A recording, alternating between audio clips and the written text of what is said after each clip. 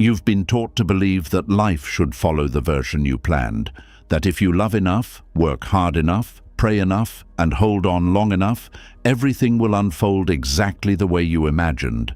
But if that were true, why do so many people still feel lost after doing everything right? Why does the future you once trusted suddenly disappear?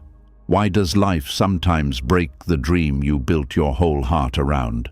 The truth is, life does not always destroy your plans because it wants to punish you.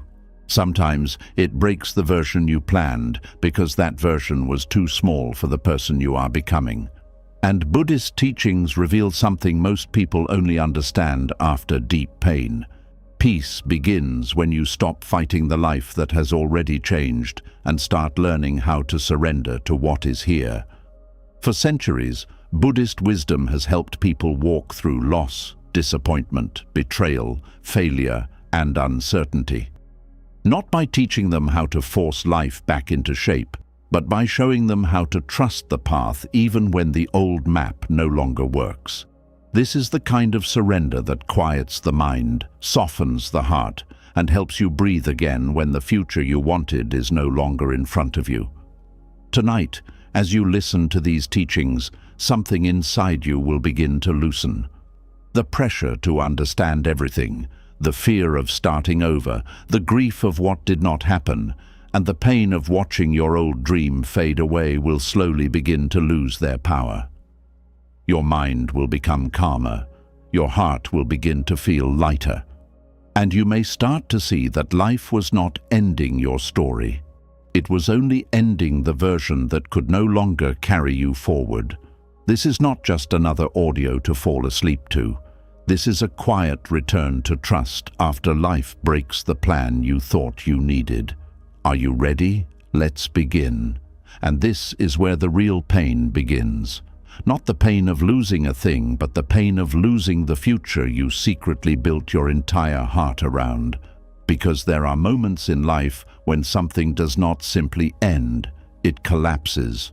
A relationship, a dream, a plan, a version of yourself you were already emotionally living inside.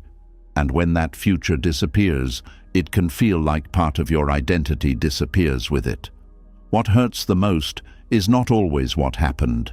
Sometimes what hurts the most is realizing the life you kept waiting for is never coming back in the form you imagined. That is the hidden grief so many people carry in silence. There is a kind of sadness that nobody prepares you for. It is not loud. It does not always make you cry in front of people. Sometimes it looks like exhaustion. Sometimes it looks like staring at the ceiling at night, replaying old conversations, old plans, old hopes.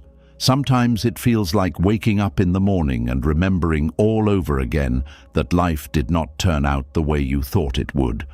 The human mind becomes deeply attached to imagined futures. Long before something actually happens, the heart begins living there emotionally. You picture the relationship lasting forever. You picture the career finally giving you fulfillment. You picture the family staying together. You picture the future version of yourself becoming happy once everything finally falls into place. And slowly, without realizing it, your emotional survival becomes connected to that future.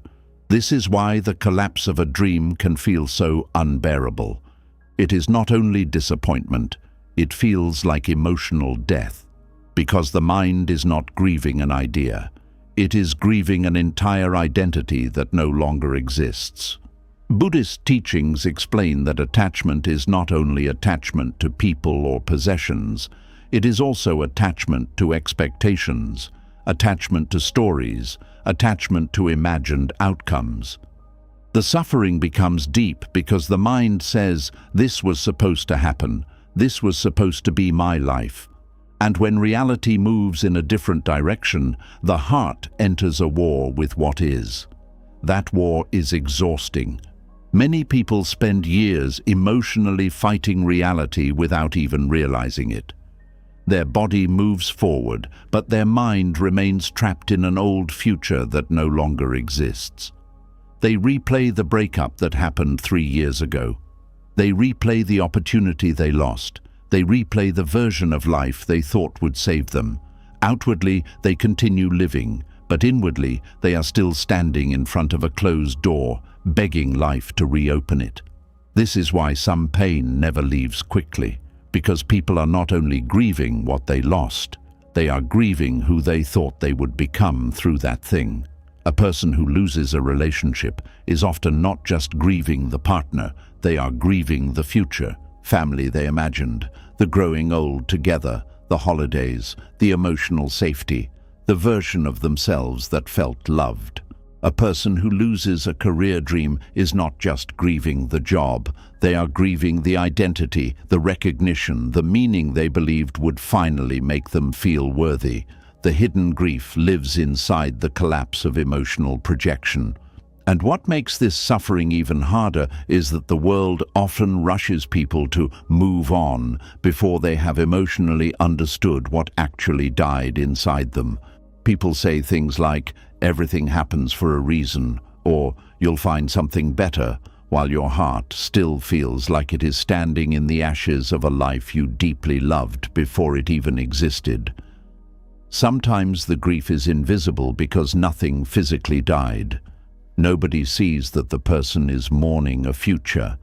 Nobody sees the emotional funeral happening quietly inside them. There are people walking around every day, smiling, working, talking normally, while secretly grieving the life they thought they would have by now. The marriage they expected, the peace they expected, the success they expected, the child they expected, the version of themselves they thought they would become. And because this grief has no visible coffin, many people feel ashamed of it. They tell themselves they should be over it already. They judge themselves for still hurting. But Buddhist wisdom teaches something important here. Pain becomes heavier when you refuse to honor it honestly. You cannot heal grief you keep pretending does not exist. The heart needs space to mourn properly, not forever, but honestly, because surrender does not begin with pretending nothing hurts. It begins by finally admitting, "This broke me more than I wanted to admit." That honesty is sacred. One of the deepest forms of suffering happens when your outer life continues, but your inner world still cannot accept what changed. You continue waking up every day, but emotionally, you still keep waiting for reality to reverse itself somehow. A message, a miracle, a second chance. Some sign that the old future can still return. This creates emotional limbo. And limbo is painful because the soul is trapped between what was and what now is. One part of you sees reality clearly, another part still refuses to release the dream. That inner conflict creates exhaustion, anxiety, overthinking, and emotional numbness. Many people think surrender means instantly accepting pain peacefully, but real surrender is usually much messier than that. At first, surrender often looks like crying over the same thing again and again because the mind keeps trying to emotionally negotiate with reality. It keeps asking, what if I had done this differently? What if I waited longer? What if life made a mistake? The mind searches for control because control feels safer than grief. But eventually, something begins to happen. The exhaustion of resisting reality becomes heavier than the fear of letting go. And this is where transformation quietly begins. Buddhism teaches that suffering grows when we cling to impermanent things as though they were guaranteed. The painful truth is that life changes constantly. Relationships change, bodies change, dreams change, people change. Entire identities can disappear within a single season of life. The ego hates this truth because the ego wants permanence. It wants certainty. It wants guarantees. It wants life to obey the emotional script it created. But life has never promised permanence. And strangely, much of human suffering comes from demanding permanence from a temporary world. This does not mean you should stop loving deeply or hoping deeply. It means you must stop believing that your peace can only exist if life unfolds exactly the way you planned. Because sometimes the future you wanted was built from a limited version of yourself. Sometimes you created dreams from wounds you had not healed yet. Sometimes the thing you thought would complete you was actually something you were using to avoid yourself. This is difficult to accept at first. When a dream dies, the immediate reaction is usually, "My life is ruined." But years later, many people look back and realize the collapse changed them in necessary ways. It humbled them, softened them, awakened them, forced them to face parts of themselves they would have avoided forever if life had remained comfortable. Pain has a strange ability to expose illusions. Sometimes you do not realize how emotionally dependent you became on a future until it disappears. You realize how much of your worth was connected to being chosen, successful, admired, needed, validated, or secure. And when life removes those things, it feels like you disappear too. This is why identity collapse can feel so terrifying. Without the old dream, who are you? Without the relationship, who are you? Without the career, the title, the plan, the certainty, the future you emotionally worshipped, who are you? Most people spend their entire lives trying to answer that question externally, but Buddhist teachings slowly guide you inward instead. They teach that peace cannot be built on temporary conditions because temporary things will always change. Real peace begins when your identity no longer depends entirely on what life gives or takes away. This is not cold detachment. It is emotional freedom. The problem is that many people never learned how to exist without constantly attaching themselves to future outcomes. They postpone their happiness until life finally becomes what they expected. I'll feel okay when this relationship works. I'll feel worthy when I succeed. I'll feel peaceful when everything makes sense.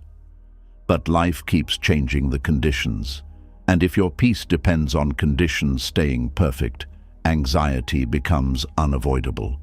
This is why surrender is not weakness. It is the painful process of learning how to stop emotionally collapsing every time life changes shape. There comes a moment in deep grief where you realize no amount of overthinking can bring the old future back. No amount of sadness can rewrite reality. No amount of emotional resistance can force life to become what it was before. And strangely, that realization can become the beginning of freedom. Not because the pain disappears immediately, but because the fight begins to soften. You stop asking life to rewind. You stop demanding answers for every loss. You stop treating uncertainty like an enemy. And slowly, the heart begins learning how to live again. Not the old life, not the imagined life, but the life that is here now. That shift is one of the hardest emotional transitions a human being can experience because the mind always wants to return to what felt familiar. Even painful familiarity can feel safer than uncertain transformation. This is why many people secretly remain emotionally attached to dead chapters. The old dream may have hurt them, but at least it gave them identity. At least it gave them direction. Letting go feels terrifying because now they must face the unknown version of themselves waiting on the other side. And yet, hidden inside this painful season is something sacred. When the old future dies, space opens for a deeper relationship with life itself. Not a relationship built on control, but on trust. Not trust that life will always give you what you want, but trust that you can survive transformation without losing your soul. That trust changes everything. Because eventually you begin understanding something most people spend their entire lives avoiding. Life was never meant to stay frozen for your comfort. Life moves, life changes, life removes, life rebuilds. And every season, even the painful ones, carries lessons the comfortable seasons could never teach. The grief of losing old dreams is real. Buddhism never asks you to deny that pain. It asks you to stop becoming imprisoned by it. There is a difference. One allows grief to move through you honestly. The other turns grief into your permanent identity. And many people unconsciously choose the second path because holding on to old pain feels easier than entering an unknown future. But healing begins when you finally allow reality to be real. Not because you suddenly like what happened, not because the loss suddenly feels fair, but because fighting reality forever only deepens suffering. At some point, the soul becomes tired of carrying dead futures. And maybe that exhaustion is not failure. Maybe it is the beginning of surrender. And when the soul becomes tired of carrying dead futures, the next pain often rises quietly from underneath. It is the question that keeps the wound open. It is the question the mind repeats when reality feels too sharp to accept. Why me? Why did this happen to me? Why did life choose my heart, my dream, my plan, my peace to break? That question feels innocent at first, but if you stay inside it too long, it becomes a prison.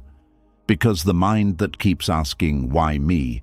is not really searching for wisdom. It is searching for a way to argue with what already happened. There is a moment after life disappoints you when the pain itself is not the only thing hurting you. The deeper suffering comes from the fight you begin having with reality. Something happened. Something changed. Something ended. But instead of meeting the pain as it is, the mind begins building a courtroom inside you. It wants evidence. It wants explanations. It wants someone to blame. It wants life to defend itself. And this is where suffering becomes heavier, because pain is what happens when life wounds you, but suffering grows when the mind refuses to stop reopening the wound. Pain says, "This hurts." Suffering says, "This should not have happened. This is unfair. I cannot accept this. My life was not supposed to be this way." Pain is the first arrow. Suffering is the second arrow you keep shooting into yourself through resistance. Buddhist teachings often speak about this difference. The first arrow is the event itself. The loss, the betrayal, the failure, the heartbreak, the disappointment, the sudden collapse of the future you trusted. That arrow hurts because you are human. It is natural. It is real. But the second arrow is the story the mind creates after the pain arrives. I am cursed. I am unlucky. I am being punished. I will never recover. Everyone else gets what they want except me. That second arrow can hurt even more than the first. Because now you are not only experiencing what happened, you are living inside a war against what happened. This is why me can become dangerous when it is repeated without awareness. It can make you feel as if life has singled you out for suffering. It can make your pain feel personal in a way that traps you deeper inside it.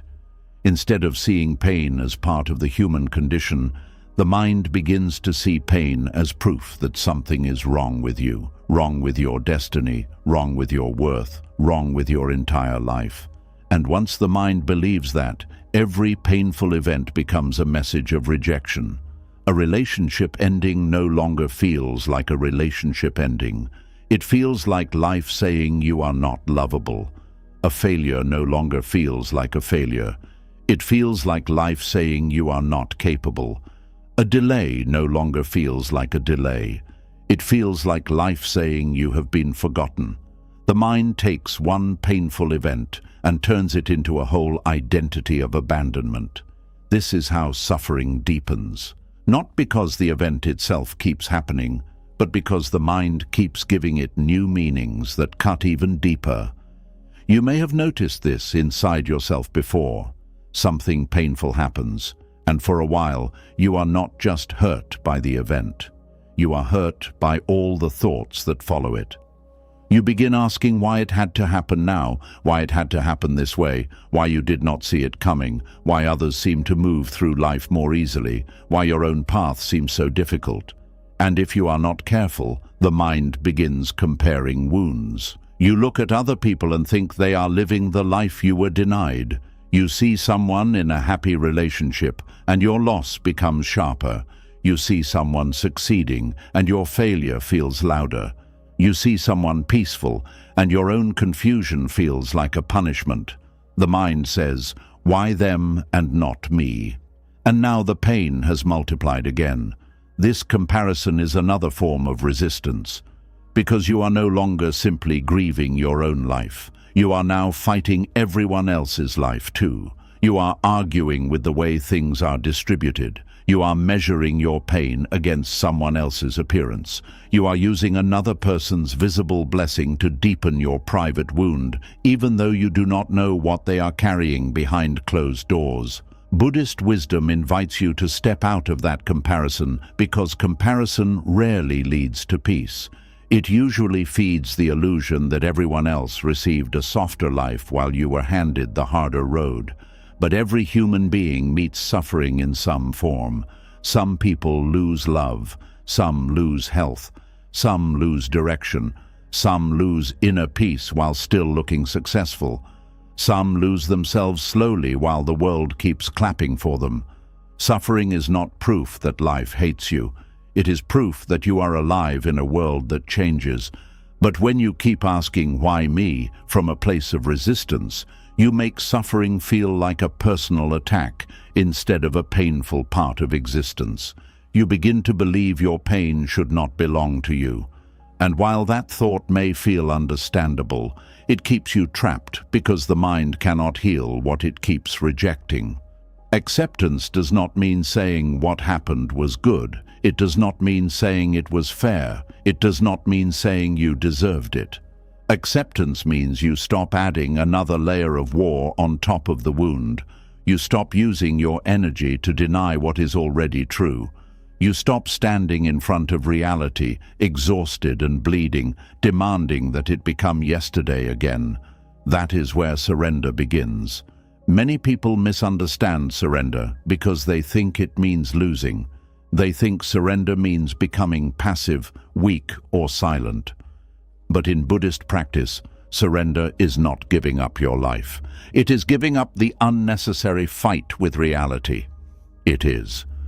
The moment you stop saying, "This should not be happening," and begin saying, "This is happening, so how do I meet it with wisdom?"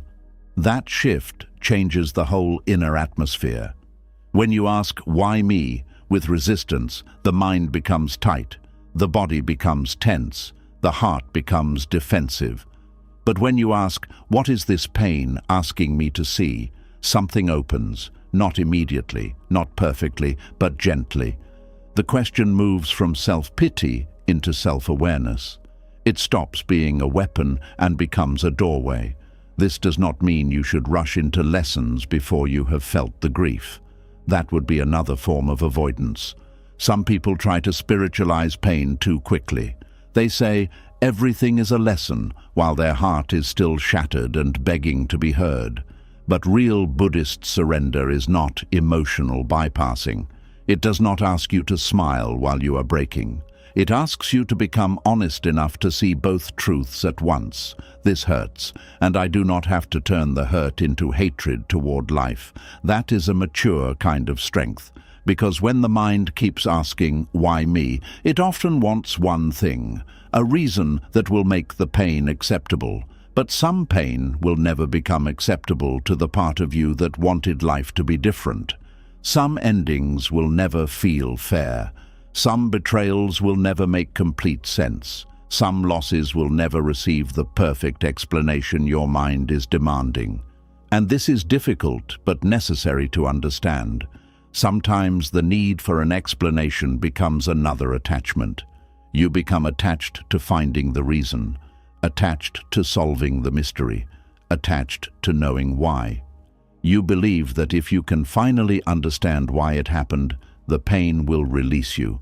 But sometimes the mind receives an answer and still keeps suffering because what it really wanted was not understanding. It wanted reversal. It wanted the past to change. It wanted the old dream to return. This is why answers alone do not always heal. A person can know why a relationship ended and still grieve it. A person can understand why a door closed and still feel abandoned. A person can see the lesson and still miss the life they wanted. Healing is not only about explanation. Healing is about ending the inner argument with reality. That inner argument is subtle. It hides inside thoughts like, I should have known better. I should have chosen differently. I should have seen the signs. I should have been stronger. The mind begins turning pain into self-blame because blaming yourself can feel like control. If it was your fault, then maybe you can prevent all future pain by becoming perfect. But this is another trap. You cannot become so perfect that life never changes. You cannot become so careful that no one ever disappoints you. You cannot become so wise that you never face uncertainty. The desire to control every future wound is still resistance. It is the mind trying to build a wall around the heart so life can never reach it again. But a heart behind a wall may avoid some pain, yet it also loses tenderness, love, openness, and trust. That is not peace. That is fear wearing armor. Buddhist teachings point toward a different freedom. Not the freedom of controlling life, but the freedom of no longer being controlled by your reaction to life. This is why awareness matters so deeply. When pain comes, awareness helps you notice the story forming around it. It helps you see when the mind is turning disappointment into identity, delay into rejection, uncertainty into disaster, and loss into proof that your life is ruined. Awareness creates a small space, and in that space, suffering begins to loosen. You may still feel sadness. You may still feel confusion. You may still wish things had happened differently. But you are no longer completely swallowed by the story. You can say, "This hurts," without saying, "This will destroy me." You can say, "I do not understand," without saying, "Life is against me." You can say, "I am grieving," without turning grief into a permanent home. That is the beginning of emotional freedom. The mind trapped in "why me" often wants life to become fair before it becomes peaceful. But life may not always offer the kind of fairness the ego understands. Sometimes good people face painful endings. Sometimes sincere effort does not bring the result you hoped for. Sometimes love is not returned. Sometimes plans collapse even when your intentions were pure. This truth can feel cruel at first, but it can also become liberating. Because if life is not always controlled by personal deserving, then your pain is not always a verdict against you. It is not always proof that you failed. It is not always punishment for something you did wrong. Sometimes painful things happen because causes and conditions came together in ways beyond your control. People act from their own wounds. Opportunities shift, bodies age, circumstances change, timing fails. The world moves according to many forces, not only your hopes. This is one of the hardest Buddhist truths to accept. Not everything that happens is personal. The ego wants everything to be personal because that gives the ego a central place in the story. It says, "This happened to me because of me," but reality is wider than that. Your pain is personal because you feel it deeply, but the causes of that pain may be far more complex than your mind can ever fully trace. When you begin to see this, the question changes. Instead of, "Why did life do this to me?" you begin asking, "How do I stop making this pain heavier than it already is?" That question carries wisdom. It does not deny the wound. It simply refuses to keep pouring poison into it. And one of the poisons we pour into pain is resentment. Resentment feels powerful at first because it gives pain a direction. It gives the mind someone to aim at. But over time, resentment becomes a chain. It keeps you emotionally tied to the thing that hurt you. You may think you are holding anger, but often anger is holding you. It keeps the person, the event, the betrayal, or the disappointment alive inside your nervous system long after it is gone from your daily life. This is why forgiveness is often misunderstood too. Forgiveness does not mean pretending nothing happened. It does not mean allowing people to harm you again. It does not mean removing boundaries. In the deeper sense, forgiveness means you stop allowing the wound to keep living as the center of your inner world. You stop feeding the fire that burns you from the inside. But before forgiveness, there must be honesty. You cannot release what you have not admitted. You cannot soften what you keep denying. You cannot surrender what you are still pretending did not matter. So the path is not to rush yourself out of pain. The path is to sit with pain without letting it become your entire identity. This is where Buddhist mindfulness becomes practical. When the thought, "Why me?" appears, you do not have to attack it. You do not have to shame yourself for thinking it. You simply notice it. This is the mind asking why. This is the mind trying to escape the pain. This is the mind looking for control. That simple noticing already weakens the thought. You are no longer the thought. You are the awareness that sees it. That difference is powerful. The thought says, "This should not have happened." Awareness says, "A thought of resistance is here." The thought says, "My life is ruined." Awareness says, "A fear about the future is here." The thought says, "I cannot survive this." Awareness says, "A wave of fear is moving through me." When you practice this, you stop becoming every storm that passes through your mind. You begin to see that thoughts are events too. They arise, they stay for a while, they change, they disappear, just like emotions, just like seasons, just like the plans you once thought would last forever. This is not easy at first because suffering feels convincing. When the mind is hurting, its stories sound true. The voice of fear can sound like wisdom. The voice of resentment can sound like justice. The voice of despair can sound like honesty. But with practice, you begin to see that not every thought deserves your belief. Some thoughts are just pain speaking, and pain is allowed to speak, but it does not need to lead your whole life. There is also a hidden pride inside the question, "Why me?" Not the obvious kind of pride, but the quiet belief that life should have spared you from certain forms of suffering. This is not something to judge yourself for. It is human.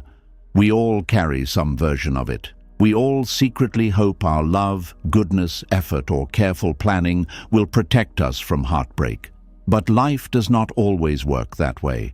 Buddhist wisdom softens this pride by reminding us that suffering is not a personal exception. It is part of being human. Birth, aging, sickness, loss, change, separation, disappointment, uncertainty. These are woven into life.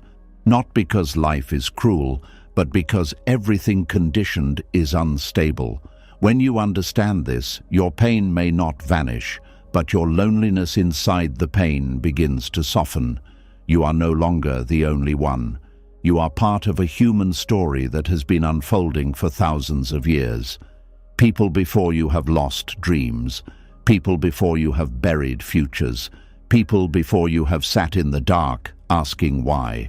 And somehow, many of them found a way to keep breathing, keep loving, keep waking up, keep becoming. This matters because suffering often isolates you. It whispers, "No one understands." And maybe no one understands the exact shape of your wound, but many understand the ache of having life turn in a direction they never chose. Many understand the silence after a plan collapses. Many understand the shock of waking up inside a reality they never wanted. Compassion begins there. Not only compassion for others, but compassion for yourself. Instead of attacking yourself for struggling, you begin saying, "Of course this hurts. Of course I feel shaken. Of course my mind is searching for reasons." That gentleness does not make you weak. It keeps your heart from hardening. And this is important because resistance often makes people harsh with themselves. They think healing should be faster. They think acceptance should be immediate. They think spiritual growth means never feeling angry, confused, or disappointed. But true surrender is not a clean, perfect moment. It is often a slow returning. Again and again, the mind resists, and again, you come back to reality with a little more softness. You come back to the breath, you come back to the body, you come back to the present moment, you come back to the simple truth that this moment is the only place where healing can happen. The past cannot be changed inside the past. The future cannot be controlled from your fear. But here, in this breath, you can stop adding another layer of suffering. Here, you can stop feeding the war. Here you can say, I do not like what happened, but I will not let my resistance destroy the life that remains. That is not a small thing. That is a turning point. Because life after disappointment is not only about understanding why something happened. It is about learning how to live without the answer controlling you. It is about becoming someone who can hold unanswered questions without becoming bitter. Someone who can feel pain without worshipping it. Someone who can lose a plan without losing the whole self. And maybe this is where the question, why me, finally begins to dissolve. Not because you found the perfect explanation, but because you no longer need the question to protect you. You no longer need it to prove your pain. You no longer need it to keep the old story alive. You begin to see that the deeper question was never, why me? The deeper question was, can I meet this life as it is without abandoning myself? That is where Buddhist surrender becomes real. Not in the moment when life becomes easy again, but in the moment when you stop demanding that life become easy before you choose peace. Not in the moment when every answer arrives, but in the moment when you stop making your peace wait for every answer. Not in the moment when pain disappears, but in the moment when you stop turning pain into a battlefield. Because the truth is, resistance does not protect you from what happened. It only keeps you trapped inside it. And when the mind finally grows tired of fighting a reality that has already arrived, something quiet begins to open, a small space, a softer breath, a deeper willingness, not happiness yet, not full peace yet, but the first sign that the war inside you is losing its power. From that space, you can begin to see clearly. The question is no longer, why did life break my plan?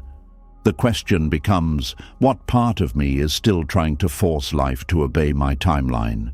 And that question leads us deeper into the next teaching, because beneath so much anxiety, grief, and resistance is one hidden belief, that life should move according to our control. And maybe that is the deeper truth hidden underneath so much human suffering.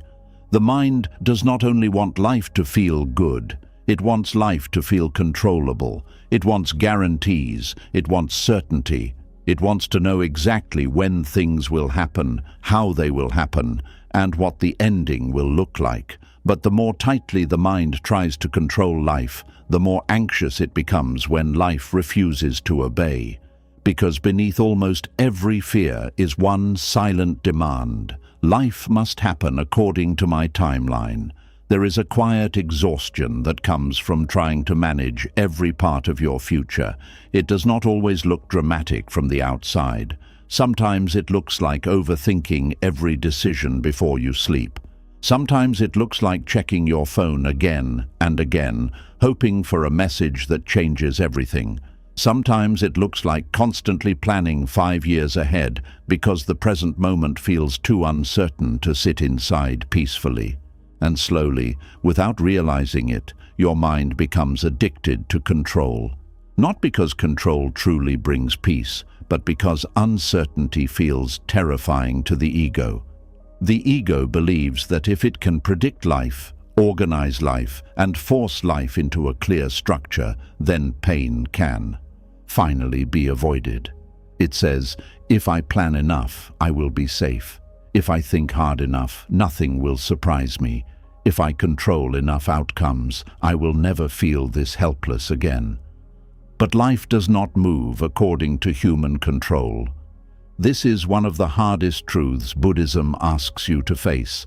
Everything changes, everything moves, everything remains uncertain, and no amount of mental force can fully protect you from that reality. At first, the mind resists this truth because it sounds frightening. The ego hears uncertainty and immediately translates it into danger. But Buddhist wisdom teaches something very different. The real danger is not uncertainty itself. The real danger is exhausting your entire life trying to escape uncertainty, because that escape never ends. Even when things go well, the anxious mind still worries. Even when love arrives, it fears losing it. Even when success appears, it fears failure returning. Even when peace enters your life, the mind asks how long it will last. This is because anxiety is not always created by what is happening now. Much of anxiety comes from trying to secure a future that cannot be fully controlled. You see this everywhere. People destroy their present peace trying to guarantee future happiness. They cannot enjoy love because they are already afraid of abandonment. They cannot enjoy success because they are already afraid of failure. They cannot enjoy rest because they feel guilty for not controlling every possible outcome ahead of time. The nervous system becomes trapped in constant preparation, always preparing for loss, always preparing for disappointment, always preparing for uncertainty, and eventually the body begins carrying the weight of futures that have not even happened yet. This is why so many people feel exhausted even when nothing visibly terrible is happening. Their mind is fighting imaginary futures all day long. They are mentally rehearsing disasters, mentally controlling conversations, mentally predicting rejection, mentally trying to force certainty into an uncertain world. That inner pressure becomes unbearable over time. Buddhist teachings explain that suffering grows whenever attachment grows, and one of the deepest attachments human beings carry is attachment to control. Not just control over situations, but control over timing. People do not only want things to happen, they want things to happen when they want them to happen. I should be married by now. I should have succeeded by now. I should be healed by now. My life should look different by now. The ego creates invisible deadlines for happiness, and when life does not obey those deadlines, anxiety appears, shame appears, panic appears. The mind begins comparing itself to others. It begins feeling left behind. It begins treating life like a race that is being lost. But life was never designed to unfold according to one universal timeline. Some people find love early and lose it later. Some struggle for years before finally finding peace. Some dreams arrive slowly. Some doors close unexpectedly. Some people awaken spiritually only after everything they depended on collapses. Human lives unfold differently because human journeys are different. The problem begins when you believe your peace depends on life moving according to your personal schedule. This creates constant emotional warfare with reality. The mind keeps saying, "This should already be happening." Reality says, "Not yet." The mind says, "This should not be happening." Reality says, "But it is." The mind says, "Life must go this way." Reality continues moving in its own direction. That conflict creates anxiety, not because life is always attacking you, but because the ego is constantly fighting what it cannot control. One of the deepest Buddhist truths is that control itself is often an illusion. Human beings have influence, effort, intention, and choice, but very little absolute control. You can love someone deeply and still lose them. You can plan carefully and still face uncertainty. You can take care of your body and still become sick. You can do everything right and still experience painful endings. This truth can sound hopeless at first, but it becomes liberating once understood correctly. Because if complete control was never truly possible, then you can finally stop blaming yourself for failing to control everything. You can stop carrying the impossible burden of trying to guarantee outcomes life never promised. That burden is crushing so many people. Some people spend years trying to emotionally manage everyone around them so they never feel abandoned. Some try to control how others see them so they never feel rejected.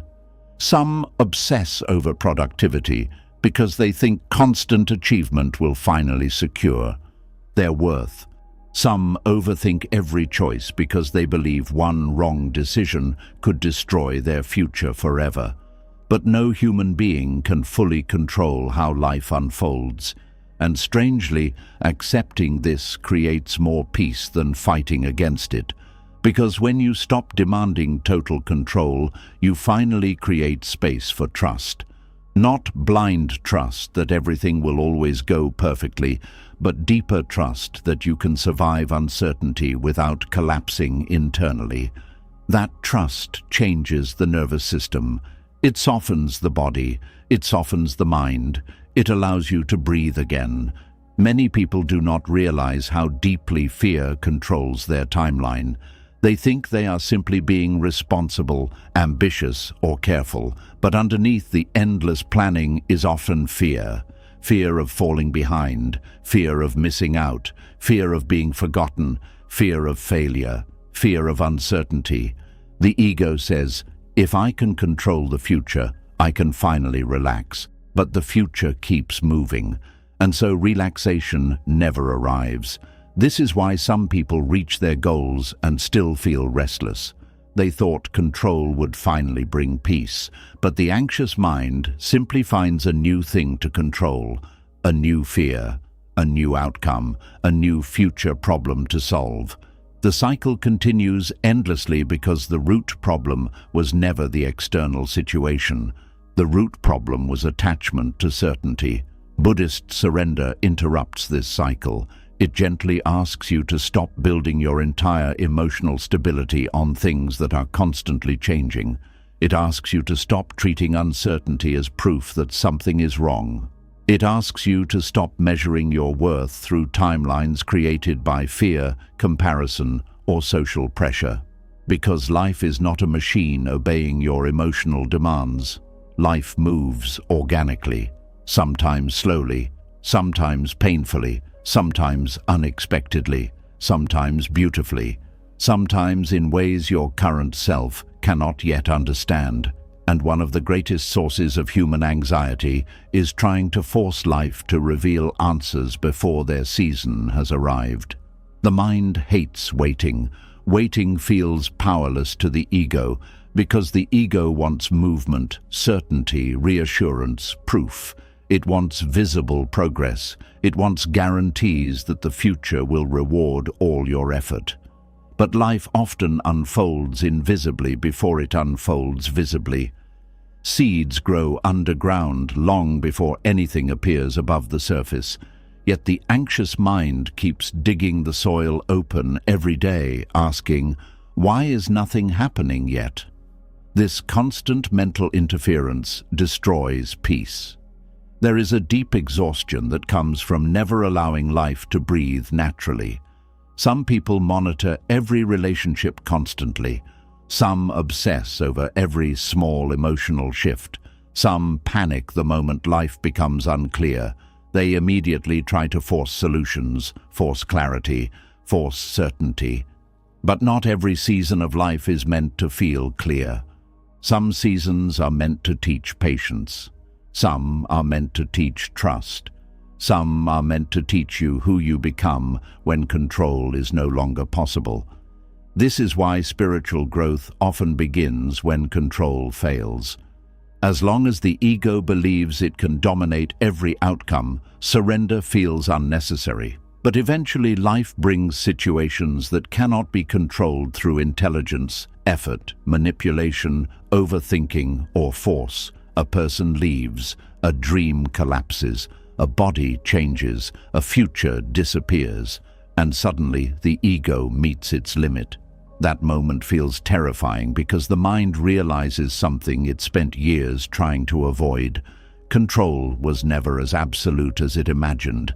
This realization can create panic at first, but eventually it can create freedom too. Because once you stop trying to dominate every unknown outcome, you begin experiencing life differently. You begin listening more instead of forcing. You begin observing more instead of panicking. You begin responding instead of reacting. You stop gripping life so tightly, and something inside you softens.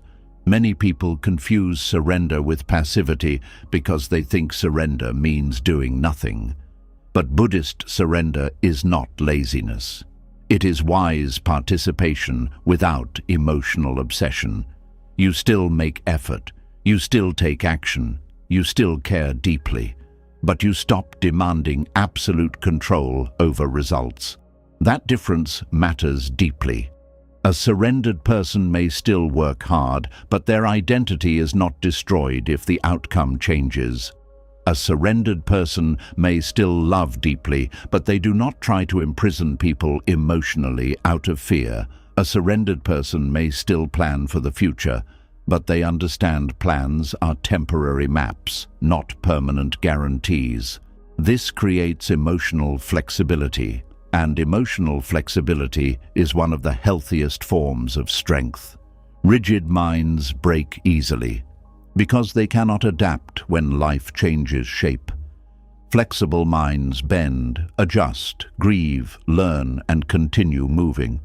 Buddhism teaches this flexibility through non-attachment, not detachment from love or life, but detachment from the illusion that reality must obey your exact expectations in order for you to remain whole.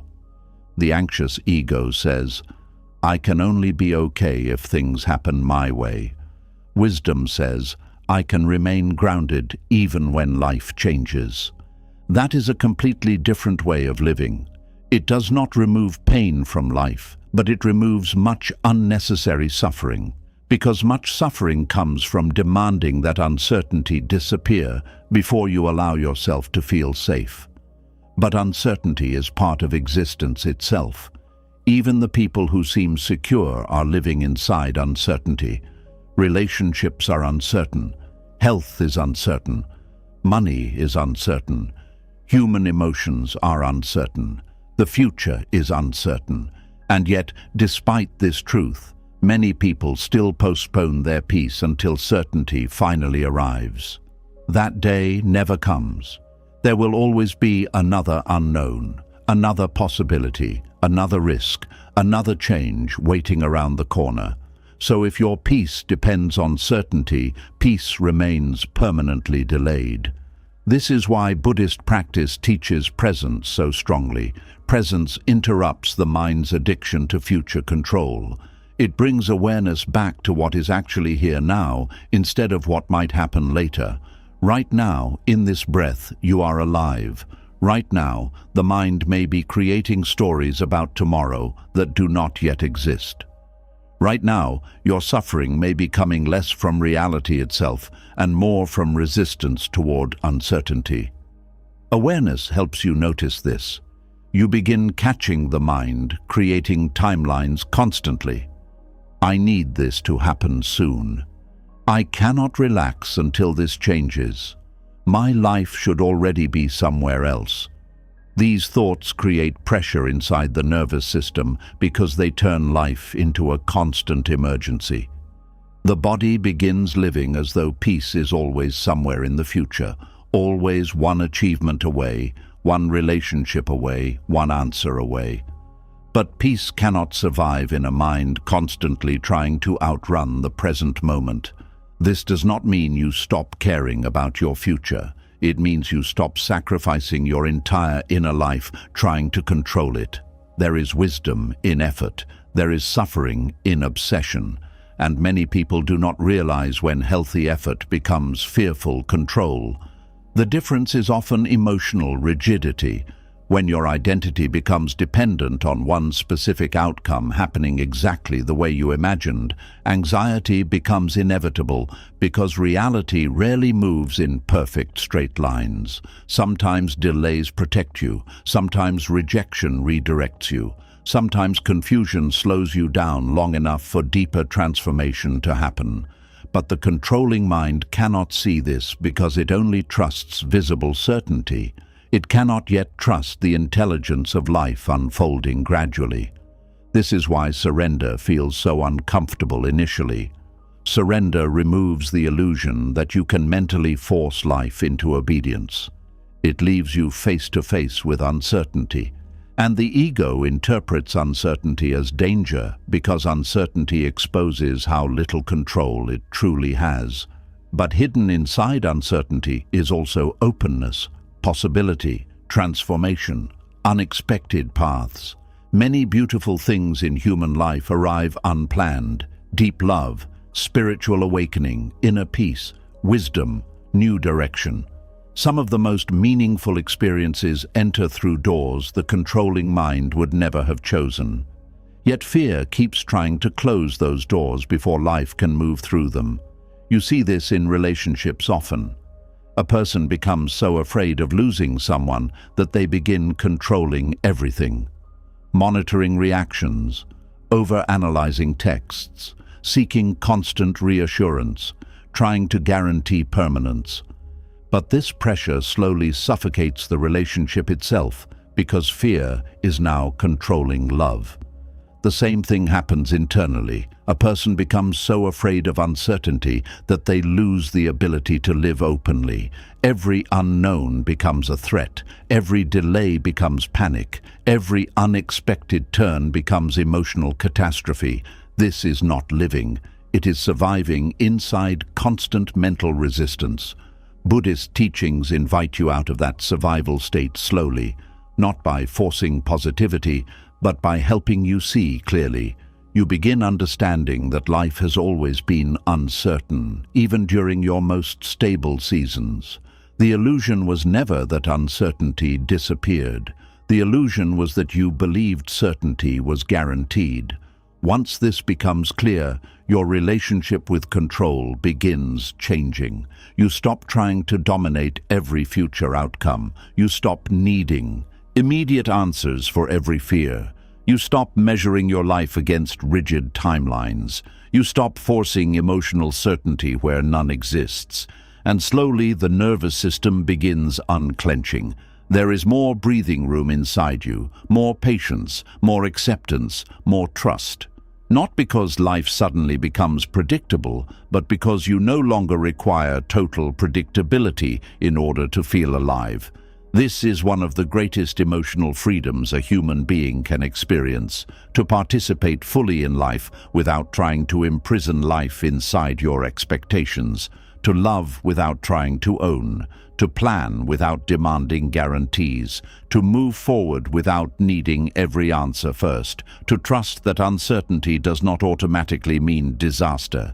This kind of surrender does not weaken you, it stabilizes you, because now your peace is no longer built entirely on external conditions obeying your timeline. Your peace begins growing from something deeper: presence, awareness, flexibility, trust, acceptance, inner grounding. And perhaps the most painful thing about control is this: many people do not even realize how deeply they are trying to force life until life finally refuses to cooperate completely. Only then do they see how exhausted they have become, exhausted from chasing certainty, exhausted from controlling outcomes, exhausted from mentally wrestling reality every day, exhausted from trying to force life into shapes it no longer wants to hold.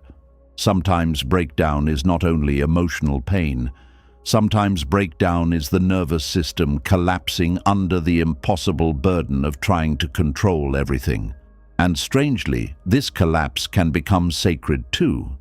Because once the illusion of control cracks deeply enough, another possibility appears: a quieter way of living, a softer relationship with uncertainty, a deeper trust that life does not need to obey your exact timeline. in order for meaning, healing, or transformation to still unfold. This is difficult wisdom because the ego wants guarantees before surrendering. It says, "I will trust life once life proves itself safe." But Buddhist surrender moves differently. It says, "Life was never fully safe or controllable to begin with, and yet I can still learn how to meet it with openness instead of fear." That is real inner strength. Not controlling every outcome, not avoiding every painful change, not forcing certainty onto the future, but remaining emotionally present even when life refuses to follow the script you created. And eventually, after enough suffering, many people begin realizing something surprising. The problem was never only that life changed. The deeper problem was how much of their identity depended on the old structure staying the same. Because when life removes the things your ego built itself around, another kind of collapse begins to happen inside you. And maybe that is why some of the deepest suffering begins when life removes the very things you use to define yourself. Because once control starts collapsing, another fear quietly rises underneath it. If the old identity disappears, who are you without it? If life takes away the role, the relationship, the dream, the image, the future, or the version of yourself you spent years building, what remains underneath all of it? This is where many people begin feeling a kind of emptiness they cannot explain, not because they lost everything physically, but because the identity they emotionally depended on begins falling apart. There is a strange kind of silence that enters your life when the version of yourself you trusted no longer exists. It can happen after heartbreak, after failure, after betrayal, after losing a career, after becoming sick, after being rejected, after watching a dream collapse slowly in front of you. Suddenly, the identity you spent years protecting no longer feels solid, and the mind panics. Because the ego builds itself around attachment. It creates identity through roles, achievements, relationships, validation, routines, plans, and external structures. It says, "This is who I am. This is what gives my life meaning. This is what makes me valuable." And over time, the ego becomes emotionally fused with those things. So when life removes them, it does not simply feel uncomfortable, it feels like psychological death. A person who spent years identifying as successful suddenly loses their career and feels worthless. A person who built their entire identity around being loved suddenly experiences abandonment and feels invisible. A parent whose children grow up and leave home suddenly feels empty because the role that once gave life direction no longer controls their daily existence. A person who always felt needed suddenly enters a season where nobody depends on them anymore, and they begin questioning their entire purpose. This is why identity collapse feels so terrifying. The ego cannot separate who you are from what you have attached yourself to emotionally. Buddhist teachings reveal something most people never realize until life forces them to see it. Much of human identity is temporary construction. It is built from changing conditions.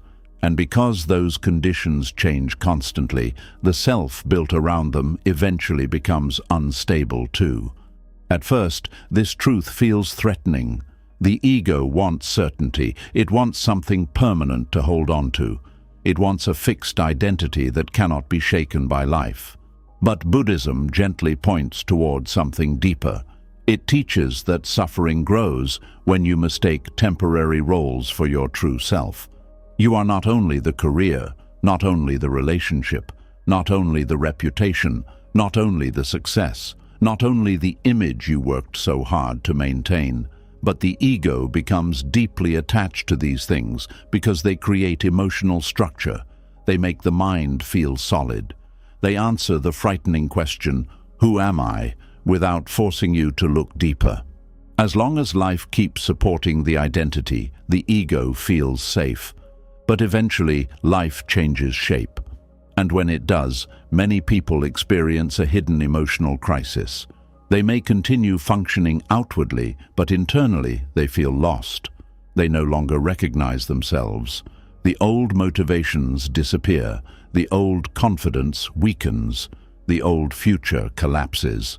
They begin drifting through life with an uncomfortable feeling that something essential has been stripped away. This often happens quietly. A person may continue going to work every day while secretly feeling disconnected from themselves. Someone may continue smiling socially while grieving the identity they lost after divorce, failure, aging, or emotional exhaustion.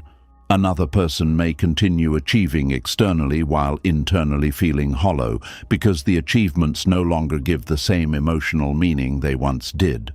The world usually misunderstands these moments because externally the person may still appear fine. But internally, identity collapse is happening.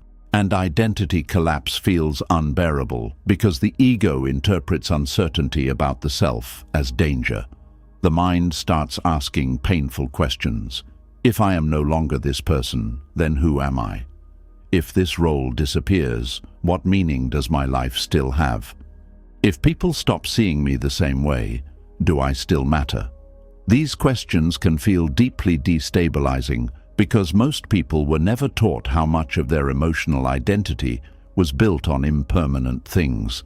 From childhood, people are conditioned to define themselves externally, through grades, through beauty, through relationships, through status, through success, through productivity, through approval. Society rewards stable identities because stable identities create predictable behavior.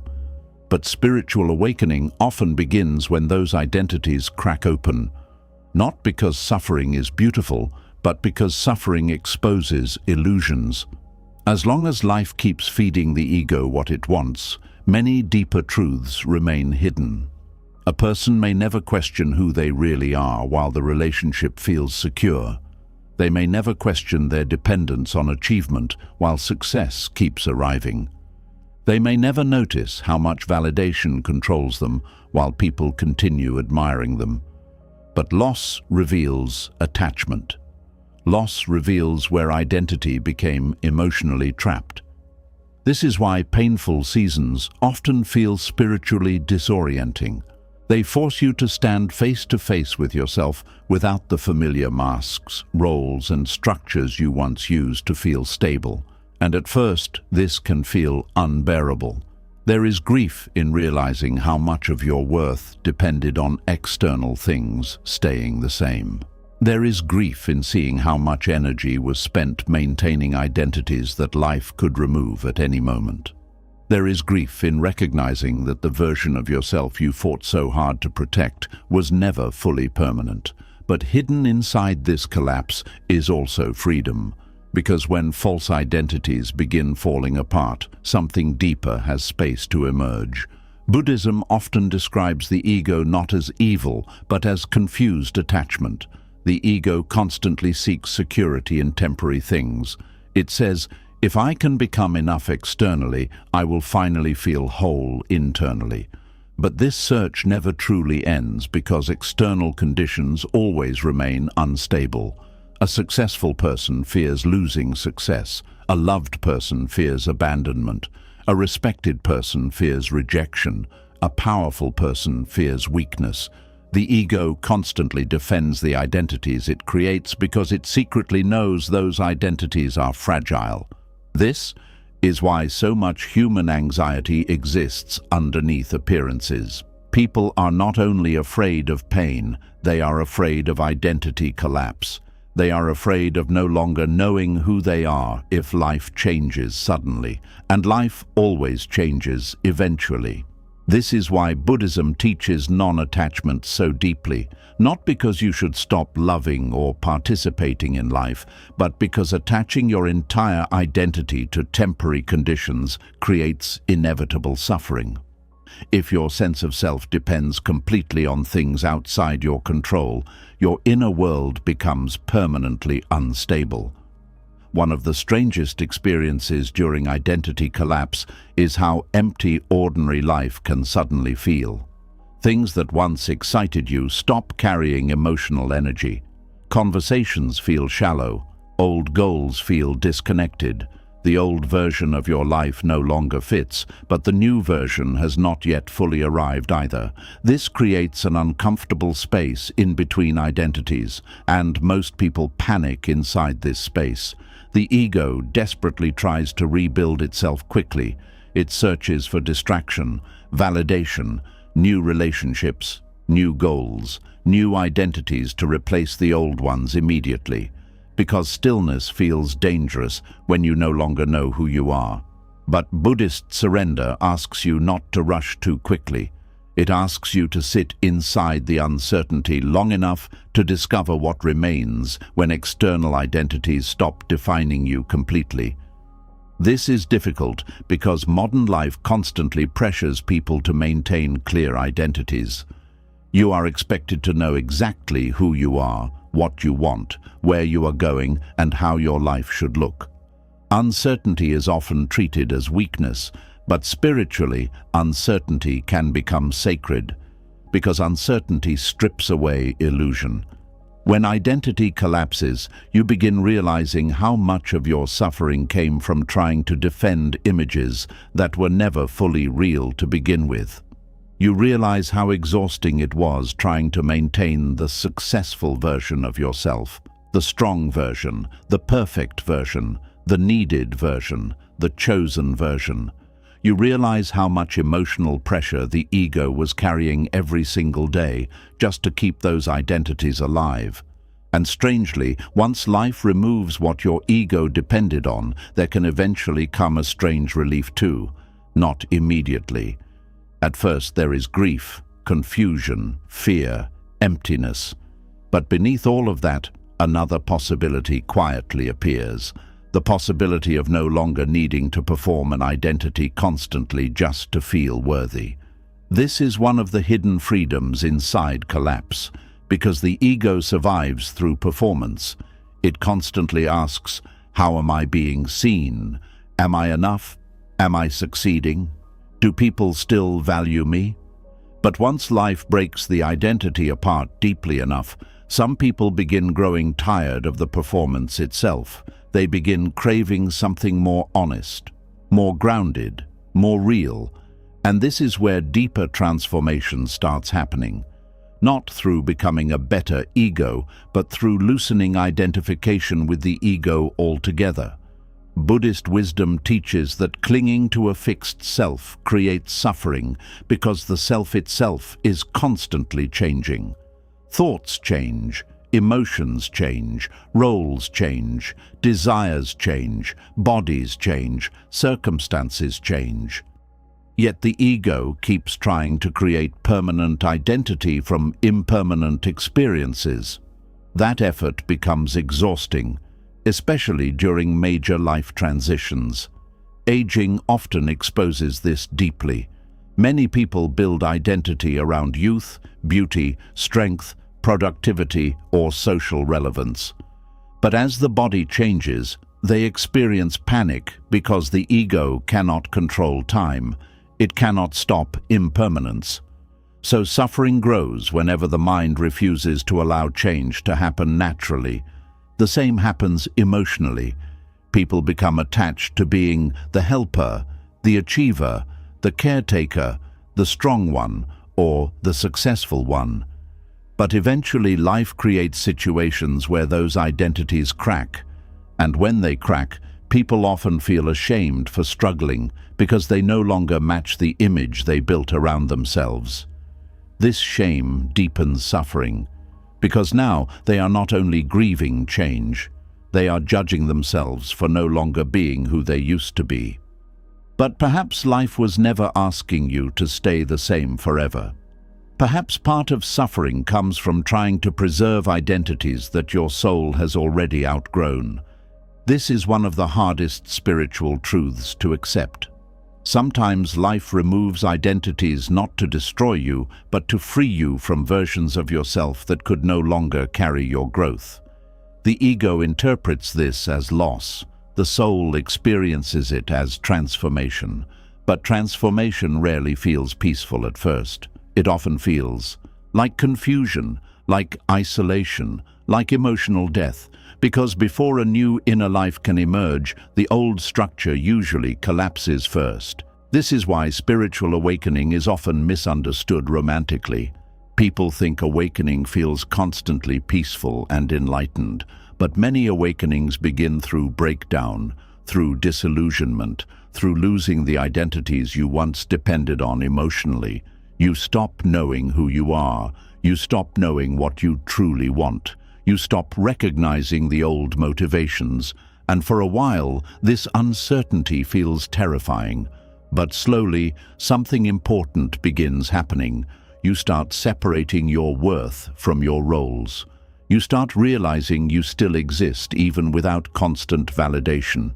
You start noticing that awareness itself remains steady underneath changing identities. The career changes, the relationships change, the emotions change, the body changes. But something deeper continues witnessing all of it quietly.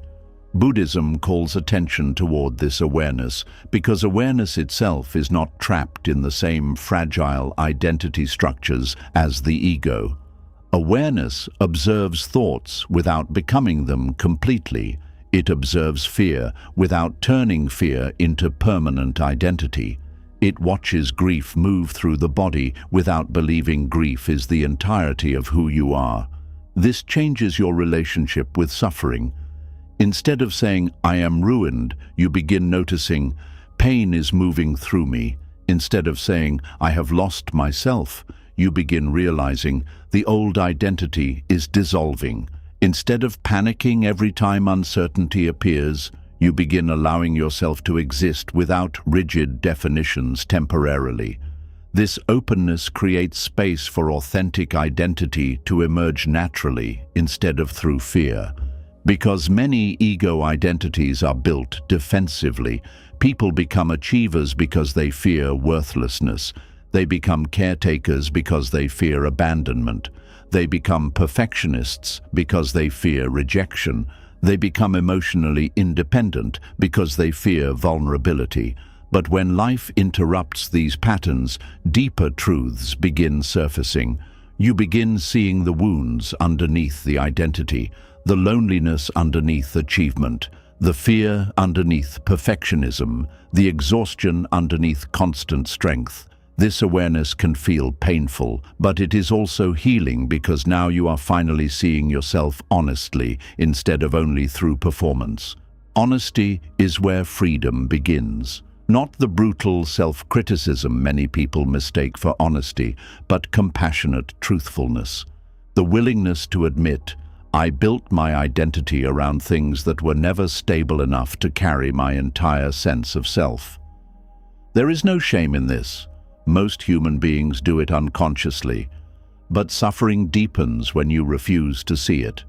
Many people spend years trying to rebuild the exact same ego after collapse. They rush back into old patterns because uncertainty feels unbearable. They seek the same validation, the same external identity, the same emotional dependency, the same performance structures. But sometimes life collapses identities because your deeper self can no longer breathe inside them.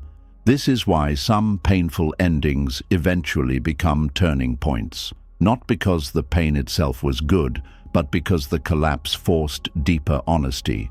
It forced reflection. It forced awareness. It interrupted unconscious attachment long enough for transformation to begin. You start asking different questions, not, "How do I get my old life back?" but, "Who am I underneath the identities I lost?" That question changes everything, because now you are no longer only trying to rebuild externally, you are beginning to awaken internally. And strangely, the more honestly you face identity collapse, the less terrified you become of change itself. You begin understanding that identity is not meant to stay frozen forever. Human beings evolve, consciousness evolves, desires evolve, seasons evolve, life keeps moving. The ego suffers because it keeps trying to hold still, but surrender allows movement. This does not mean you stop caring about your life. It means you stop building your entire existence around fragile external structures. You begin grounding yourself somewhere deeper than constant achievement, approval, control, or performance. That deeper grounding creates inner freedom, not freedom from pain, not freedom from uncertainty, but freedom from constantly needing life to confirm your identity every moment. And perhaps this is why some people emerge softer after collapse instead of harder, more compassionate, more honest, more awake, more emotionally real. They no longer need to prove themselves constantly because suffering already stripped away many illusions they once depended on. There is humility in this kind of awakening, a quiet understanding that life can change at any moment, a quiet awareness that identities come and go, a quiet freedom in no longer clinging so tightly to who you thought you had to be. This freedom does not arrive all at once. At first, there is grief for the old self. There is mourning, confusion, disorientation. But slowly, beneath the collapse, another kind of peace begins growing. A peace not built on performance, a peace not dependent on external identity, a peace that remains even while life continues changing shape. And eventually you begin understanding something deeply important. The collapse of the ego is not always the collapse of your life. Sometimes it is the collapse of the illusion that you were only the identity you built around pain, fear, validation, or control. Sometimes life removes what your ego depended on because your soul is trying to become lighter. And once the old identity finally loosens enough, another unfamiliar season often begins to appear. A season filled with silence. Not the peaceful silence people romanticize, but the strange emptiness that comes after everything you once depended on emotionally falls apart. And maybe that is the part nobody talks about enough. Not just the collapse itself, but what comes after it, the silence, the strange emptiness that arrives when the noise of the old life disappears. Because once the ego loses what it was built around, life often enters a season that feels unfamiliar, quiet, and emotionally empty. And for many people, that silence feels almost unbearable at first. There are seasons in life where nothing seems to happen anymore. The relationship is gone, the old dream has ended, the distractions lose their power, the future feels unclear. Even the version of yourself you once recognized feels distant. And suddenly you are left alone with a kind of silence that feels heavier than noise ever did. This silence can feel frightening because most people spend their lives constantly filling space, filling it with goals, conversations, entertainment, validation, work, relationships, plans, worries, and distractions. The mind stays busy because busyness creates the illusion of stability. As long as something is happening externally, the ego feels protected from having to sit deeply with itself. But when life falls apart, silence enters, and silence exposes everything. It exposes grief that was hidden underneath productivity.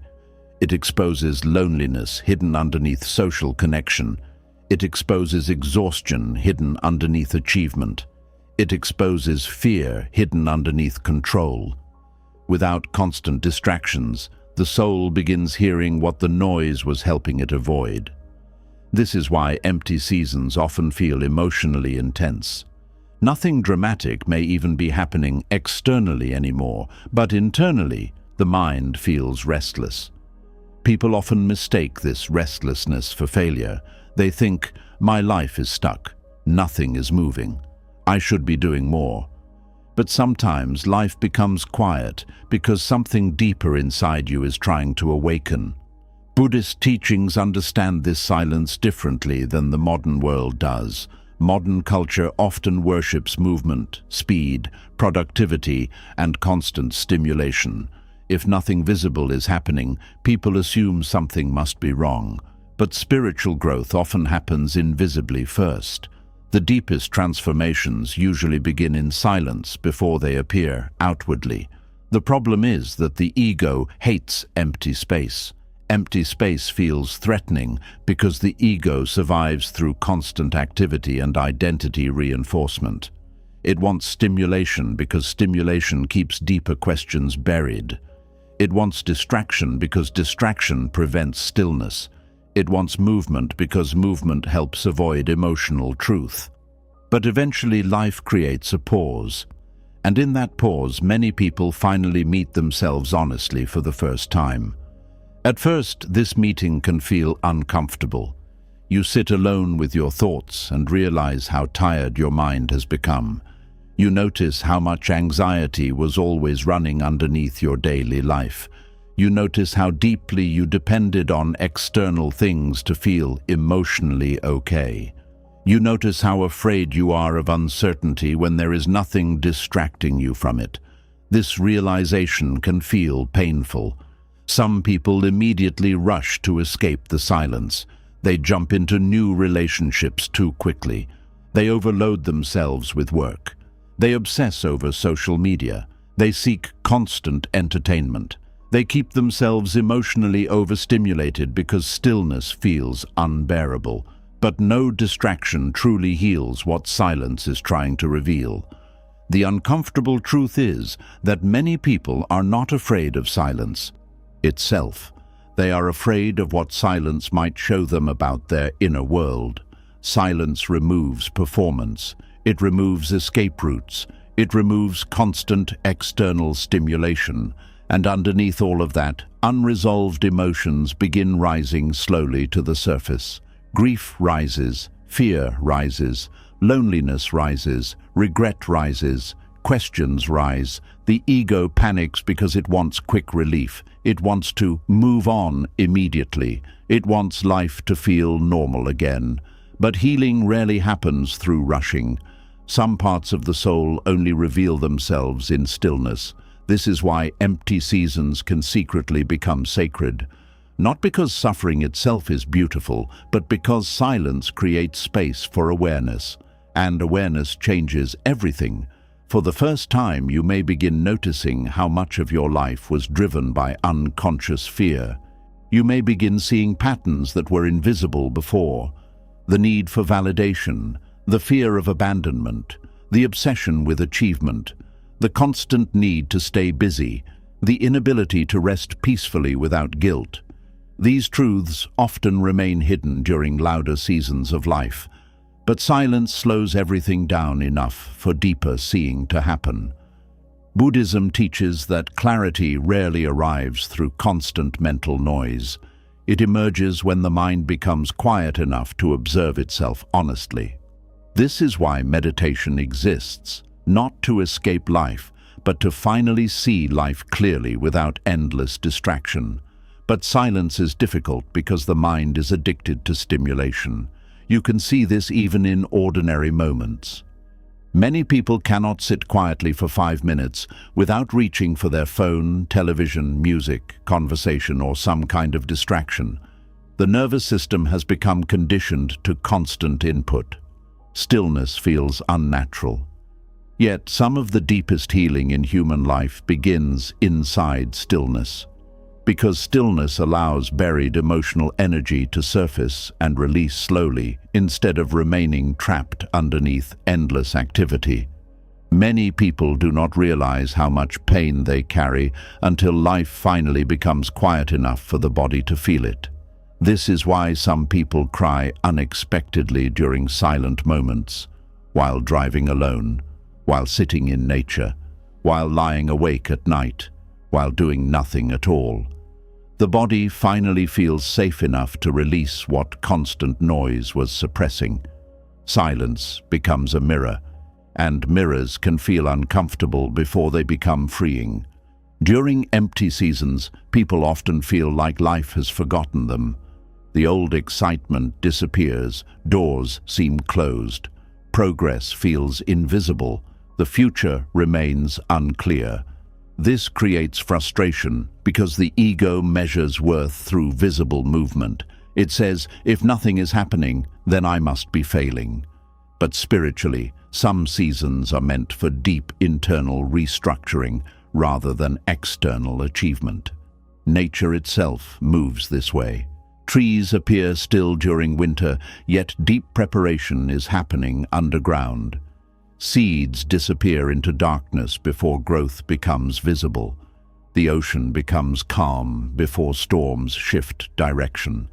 Life constantly moves through cycles of expansion and retreat.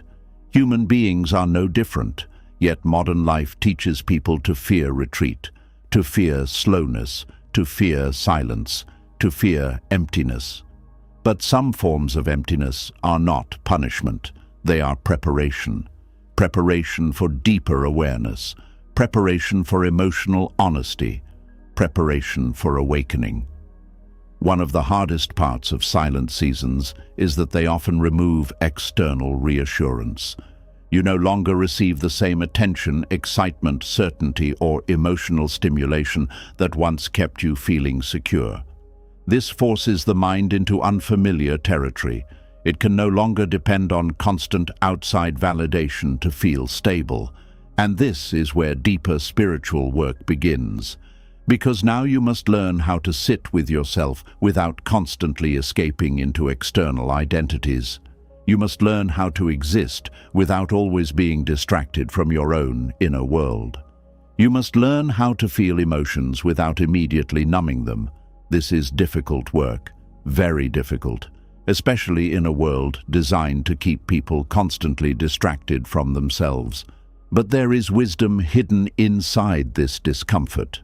When silence first enters your life, it often feels lonely. But eventually, if you stop fighting it, the silence changes character. What first felt empty slowly begins feeling spacious. What first felt frightening slowly begins feeling calm. The mind gradually stops panicking every time life becomes still. This shift happens slowly. At first, the mind keeps demanding answers. What is happening with my life? Why is nothing moving? When will things change? But over time, something softens. The nervous system begins learning that uncertainty does not automatically equal danger. The heart begins learning that stillness does not automatically mean failure. And from that softening, deeper peace becomes possible.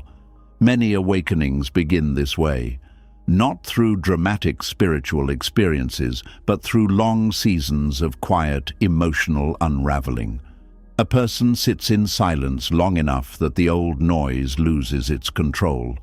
They stop chasing distraction constantly. They stop running from themselves. They begin observing their thoughts instead of automatically believing them. This creates enormous transformation internally. Because once awareness deepens, you begin seeing how noisy the ego truly was. You notice how constantly it demanded stimulation, reassurance, control, validation, and movement. You realize how exhausted your inner world became trying to maintain endless emotional activity. And for the first time, you may begin craving simplicity instead of stimulation. This is one of the hidden gifts of painful seasons. They often make superficial things lose their emotional power. The games no longer feel exciting. Constant validation no longer satisfies deeply. Endless busyness no longer feels meaningful. Something inside you begins searching for depth instead of distraction. This search often begins quietly. A person starts spending more time alone. They begin reflecting more. They begin craving authenticity. They begin questioning old patterns. They become more sensitive to emotional noise. The soul slowly becomes less interested in performance and more interested in truth. This transformation can feel isolating because not everyone around you will understand it. Some people may think you are becoming distant or withdrawn, but internally, something sacred may actually be happening. The identity built on distraction is weakening and awareness is becoming stronger. Buddhist teachings often describe awakening as remembering rather than becoming. Beneath the noise, beneath the fear, beneath the ego's constant demands, there is already a deeper stillness inside you. But most people never notice it because their entire attention remains trapped in mental activity. Silent seasons force attention inward. At first, this feels uncomfortable because the mind has nowhere to run. But eventually, you begin discovering something surprising. The stillness itself is not your enemy. The silence is not attacking you. The emptiness is not trying to destroy you. It is revealing you. This revelation changes your relationship with loneliness too. Many people confuse loneliness with solitude. Loneliness feels like emotional abandonment. Solitude becomes intentional inner connection. During awakening, empty seasons often shift from loneliness into solitude gradually. You begin appreciating quiet moments instead of fearing them constantly. You begin enjoying presence instead of needing endless stimulation. This does not mean pain disappears completely. There may still be grief, still uncertainty, still confusion about the future. But the relationship with those emotions changes. Instead of panicking every time discomfort appears, you begin making space for it gently. You stop treating every difficult feeling like an emergency that must immediately be solved. This creates emotional maturity, because emotionally immature minds demand constant escape from discomfort. Emotionally mature awareness learns how to stay present without collapsing into panic every time life becomes uncertain or quiet. The silence teaches this slowly. It teaches patience. It teaches observation. It teaches surrender. It teaches you how much of your suffering came not from emotions themselves, but from resistance toward emotions.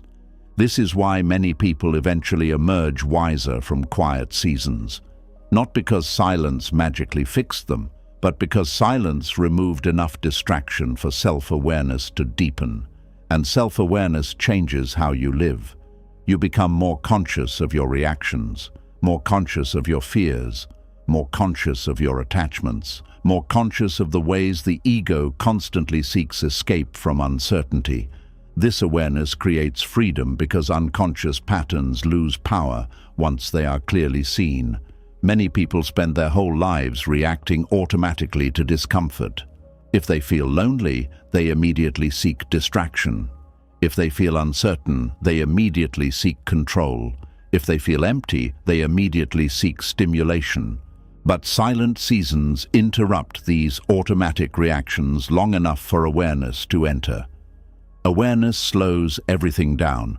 Instead of instantly escaping discomfort, you begin asking, "What is this feeling trying to show me?" Instead of constantly avoiding silence, you begin listening to what silence reveals. This is where awakening quietly begins.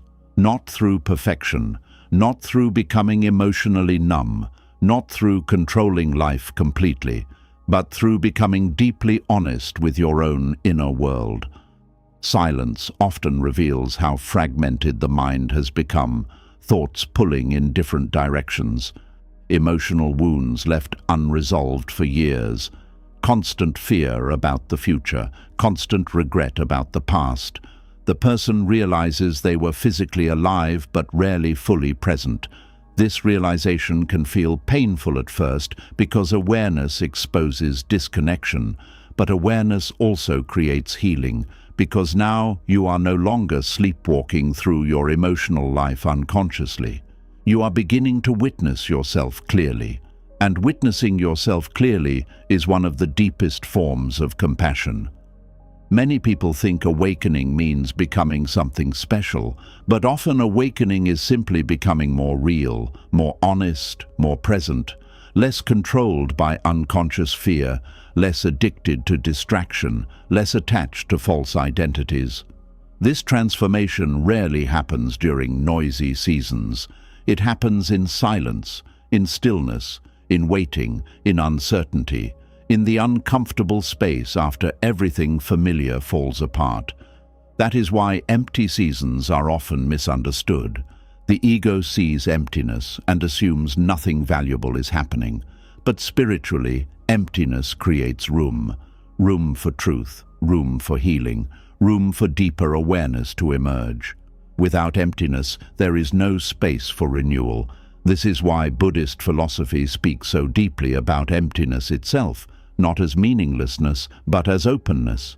Emptiness means life is not fixed, identity is not fixed, suffering is not fixed. Everything remains fluid, changing, unfolding. At first, the ego fears this because it wants permanence, but eventually this truth becomes liberating too. If nothing is fixed, then pain is not permanent either. The confusion will shift, the grief will shift, the emptiness itself will eventually change form. Everything moves, everything transforms, and awareness allows you to move with life instead of constantly resisting its natural cycles. There is also deep humility that grows during silent seasons. The ego slowly loses some of its arrogance. You realize how little external success truly guarantees inner peace.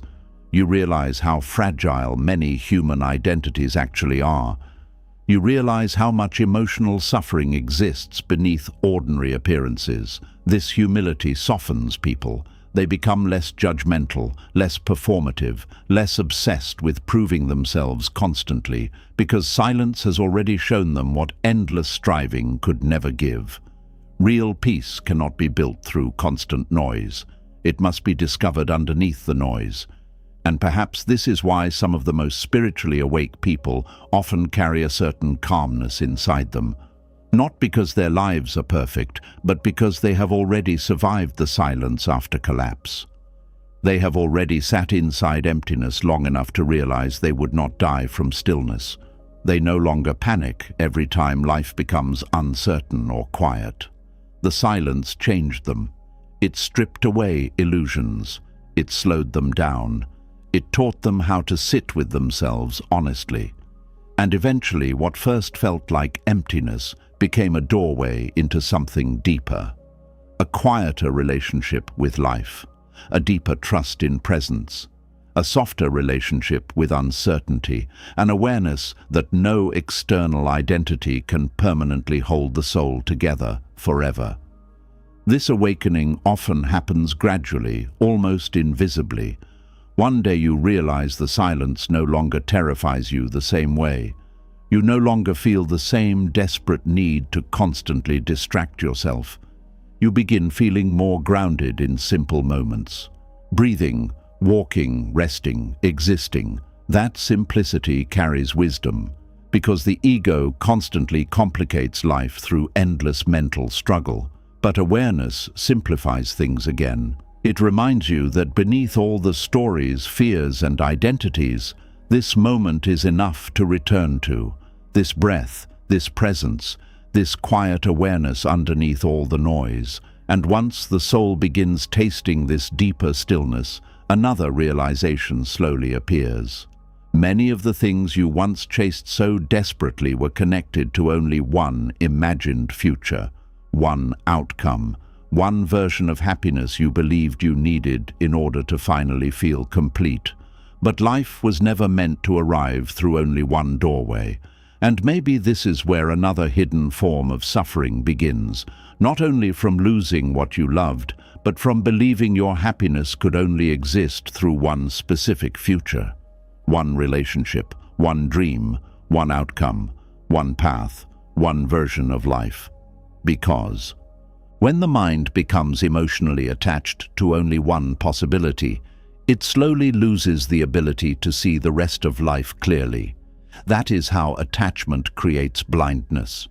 There is a particular kind of pain that comes from believing your entire future depends on one thing working out exactly the way you imagined.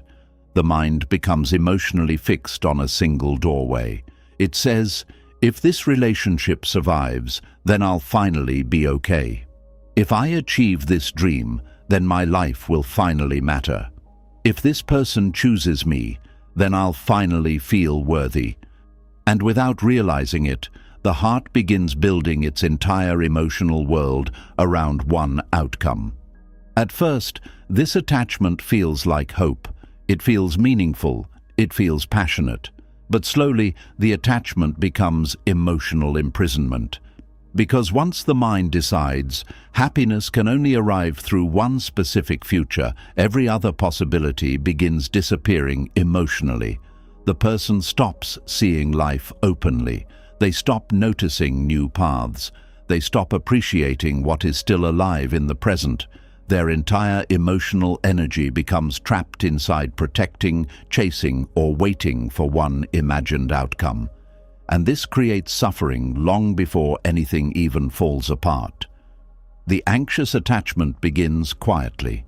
The mind constantly checks whether the future is still secure. It overthinks every sign. It fears every delay.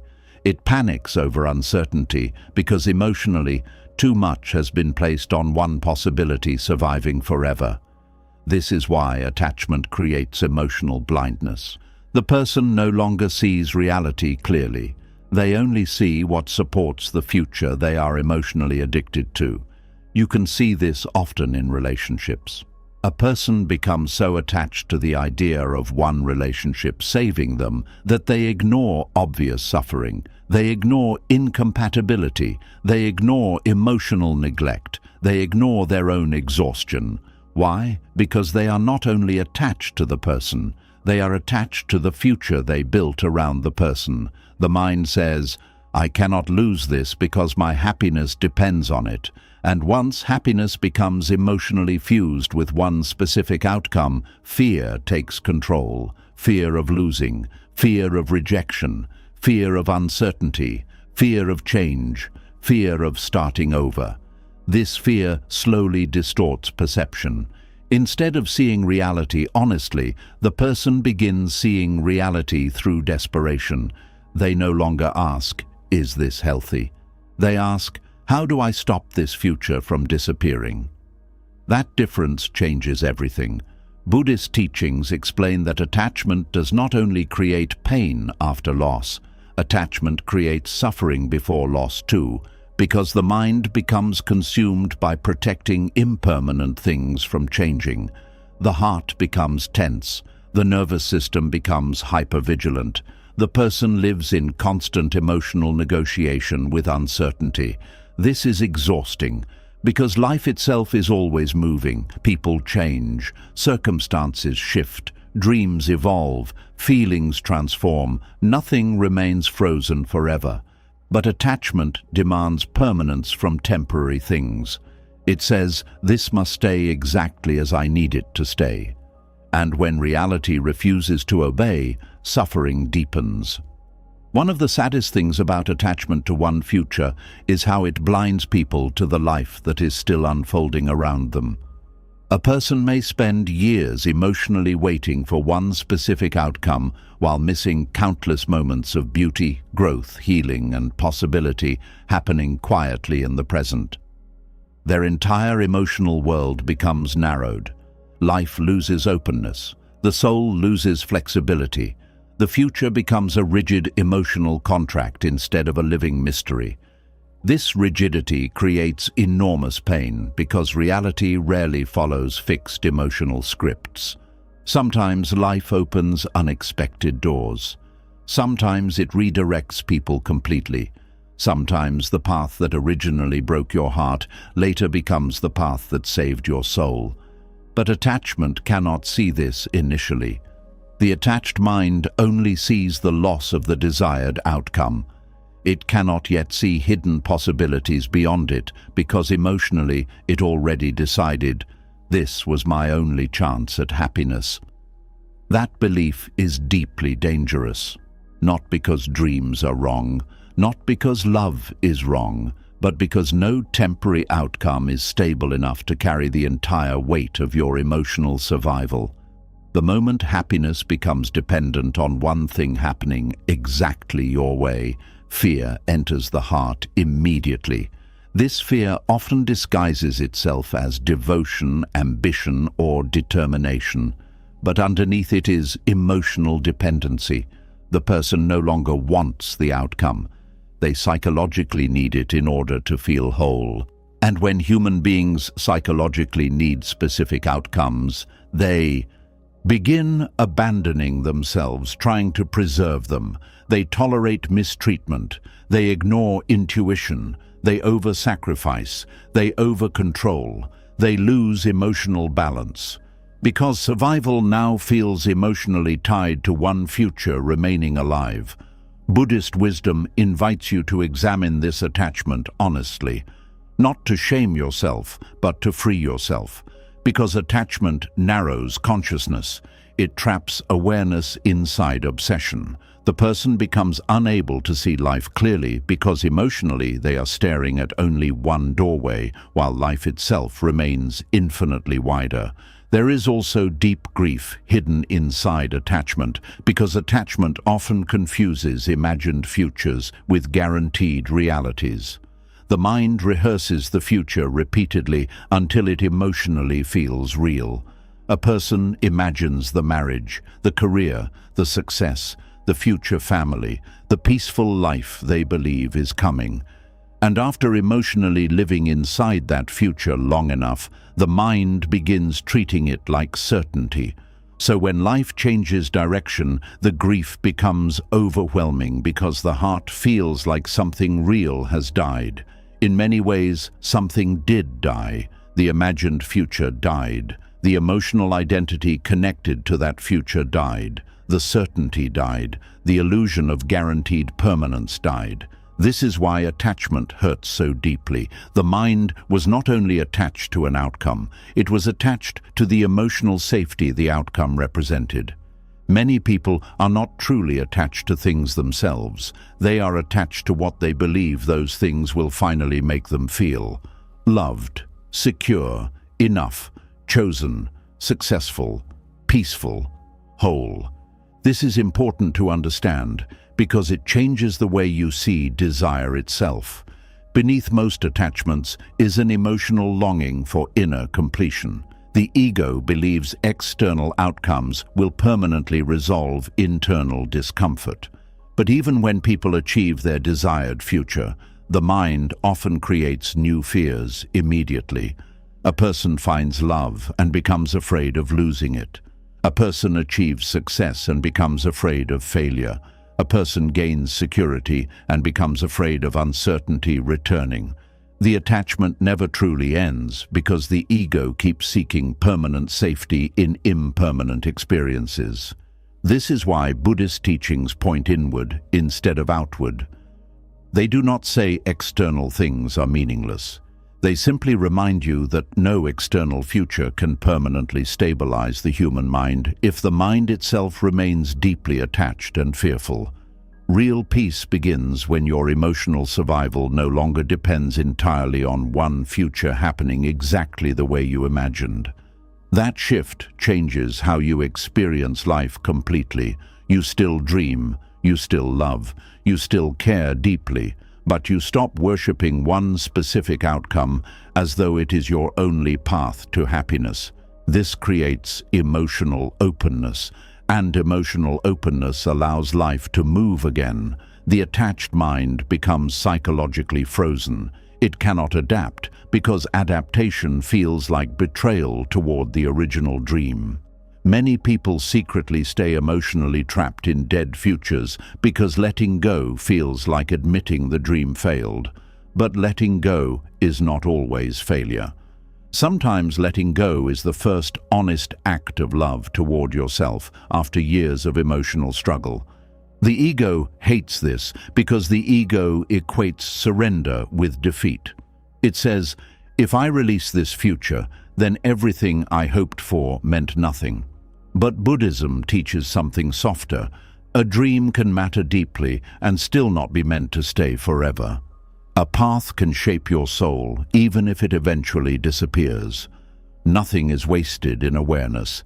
Even painful attachment can become wisdom once clearly understood. And often, people only begin seeing their attachment clearly after life removes the outcome they were clinging to. Only then do they realize how narrow their emotional world had become. They realize how much energy was spent trying to force life into one specific shape. This realization can feel devastating at first. A person may suddenly ask themselves, Who am I without this dream? Who am I if this future never happens? How do I live now? These questions feel terrifying because attachment built identity around the outcome itself. Without the future, the ego feels directionless. But hidden inside this collapse is another possibility too. The possibility of rediscovering life without obsessive attachment controlling every breath. That rediscovery begins slowly. At first, the person still grieves heavily. They may replay the old future constantly. They may compare reality against what they hoped life would become. They may feel empty because the emotional structure built around the desired outcome has collapsed. But eventually, awareness begins softening the attachment. The person begins seeing how much suffering came from emotional rigidity itself. They realize how much pressure they placed on one relationship, one dream, one timeline, one future to finally save them emotionally, and slowly they begin breathing differently. Life no longer feels like one narrow tunnel. Other possibilities become visible again. Small joys return quietly. Unexpected peace enters simple moments. The nervous system stops fighting reality constantly. This softening is one of the hidden gifts of surrender, because attachment keeps the heart closed to life as it actually is. The attached mind constantly compares the present against the desired future. If reality does not match the fantasy, the person remains emotionally dissatisfied. But surrender reopens perception. Suddenly the person notices things they ignored before: friendships, quiet beauty, inner growth, unexpected opportunities, different forms of love, new directions, new meanings. Not because the original dream was meaningless, but because consciousness is no longer imprisoned inside only one possibility. This creates emotional freedom. Not freedom from sadness completely, but freedom from the illusion that happiness only exists in one exact form. The ego always wants specific guarantees. It says, peace must look exactly like this. But life rarely unfolds so narrowly. Sometimes the future you originally wanted was connected to a smaller version of yourself. Sometimes life removes one path because your soul is meant to grow beyond it. This does not mean every painful loss is magically positive. Buddhism never asks you to deny grief, but it asks you to stop assuming your mind already knows the only possible form your happiness could ever take. Because the mind is limited by current identity, current fear, and current understanding. Life is larger than the ego's imagination. This becomes clearer over time.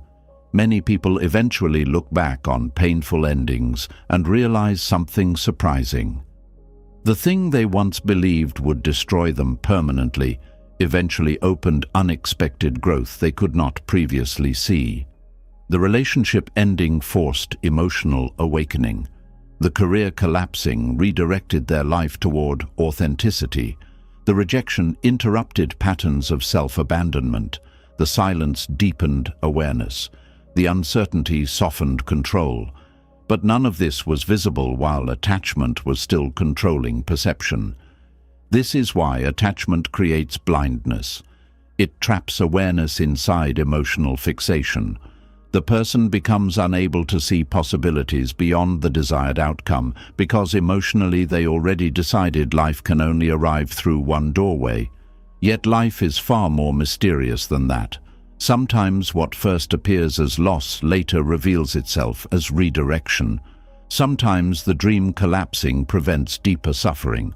Sometimes the future disappearing saves you from becoming trapped inside a life that no longer aligned with your growth. But attachment cannot trust this initially, because attachment only trusts certainty. It only trusts visible outcomes matching personal desire. This is why surrender requires enormous courage. Not because surrender guarantees easy endings, but because surrender asks you to loosen your grip on the illusion that you already know exactly how life must unfold in order for meaning, love, or peace to still exist. That loosening feels frightening at first. The ego says, If I stop clinging, I will lose everything. But often the opposite becomes true. Once attachment softens, the person finally begins reconnecting with life itself instead of obsessively controlling one version of life. Presence returns, curiosity returns, flexibility returns. The heart becomes softer again. And this softness changes relationships too. People no longer love through desperate possession. They no longer treat others like emotional guarantees against uncertainty. Love becomes freer, calmer, more honest. It stops carrying the crushing pressure of needing another person to permanently rescue inner emptiness. The same happens with dreams. A person may still pursue meaningful goals deeply, but their worth no longer collapses entirely if outcomes shift unexpectedly. They stop seeing delays as proof of failure. They stop seeing uncertainty as proof of disaster. They stop treating every detour like emotional death. This creates resilience, because resilience is not the absence of disappointment. It is the ability to remain emotionally alive even when life changes direction. Attachment struggles with this because attachment wants fixed certainty. But life itself is movement. Seasons shift, paths evolve, human beings transform, awareness deepens. What once felt essential may later feel limiting. The soul evolves faster than the ego often realizes. And perhaps this is why some painful endings eventually become liberating. Not because losing what you loved feels good, but because attachment was narrowing your entire emotional existence around one possibility. Once that attachment loosens, consciousness expands again.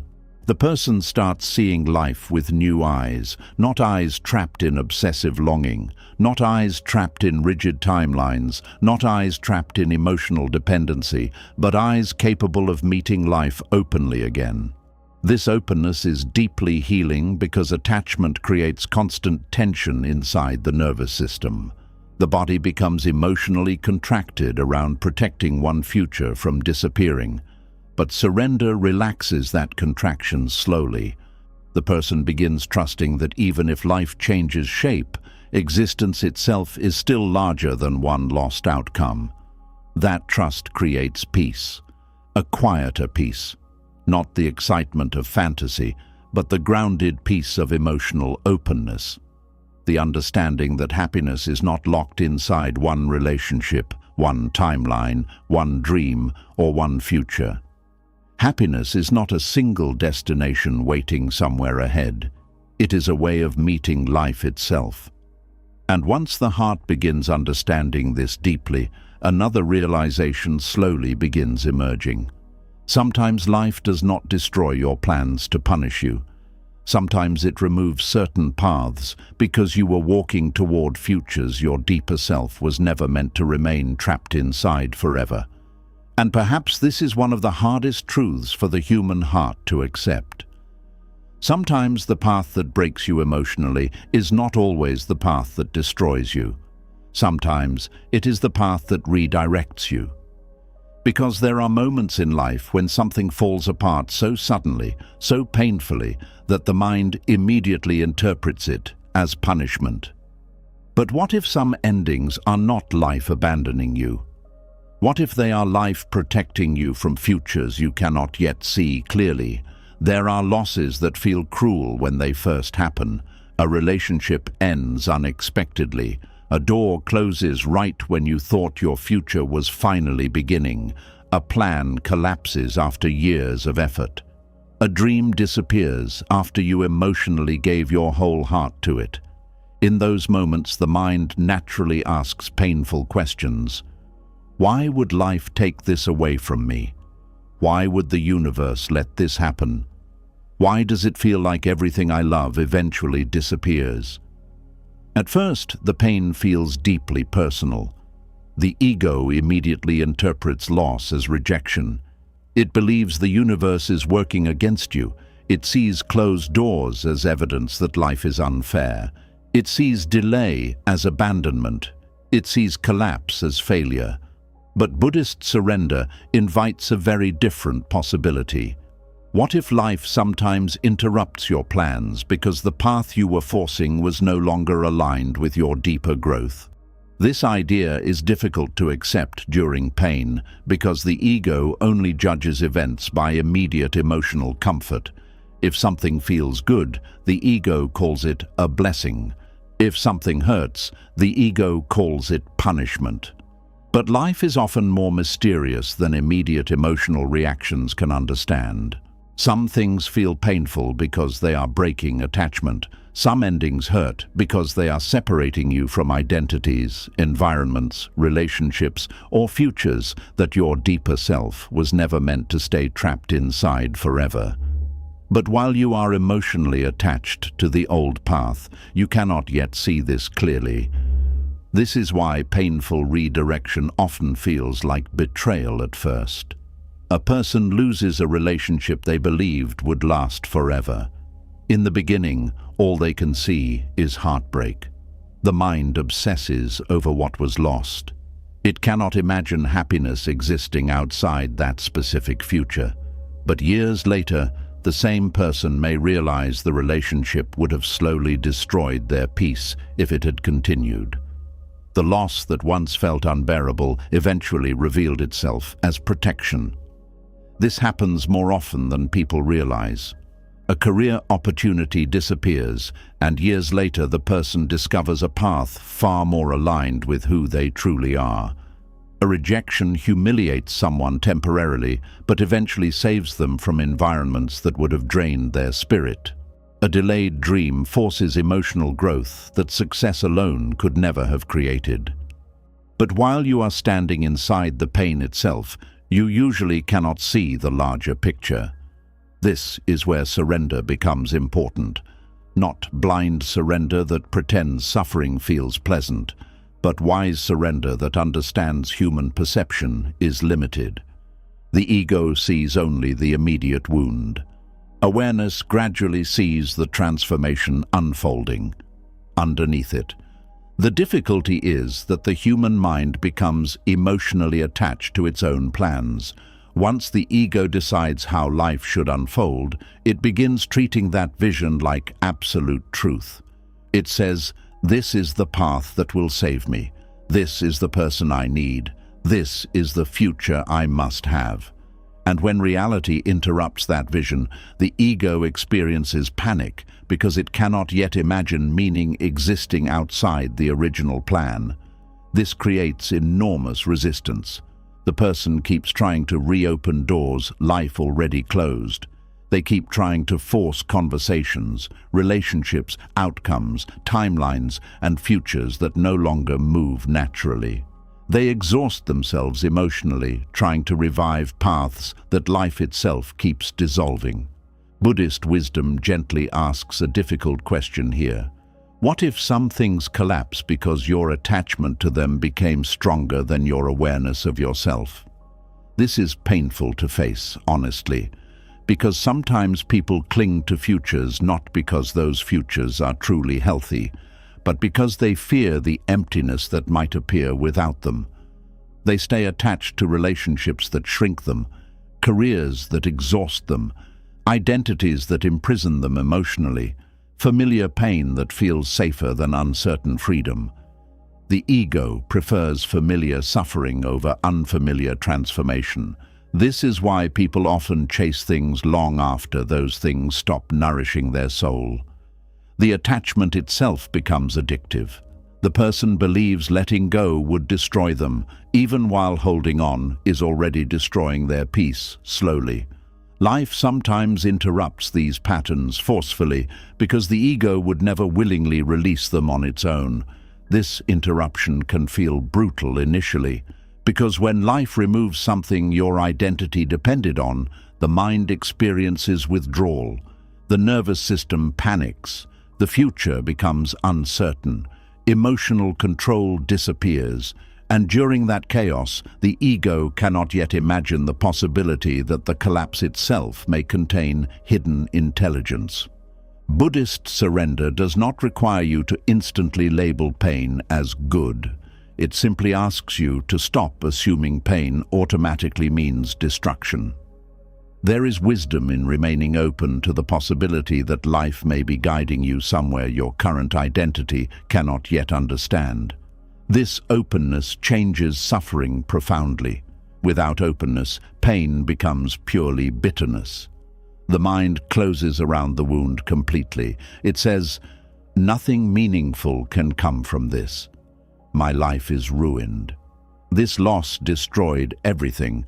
But with openness, even grief contains movement, even confusion contains curiosity.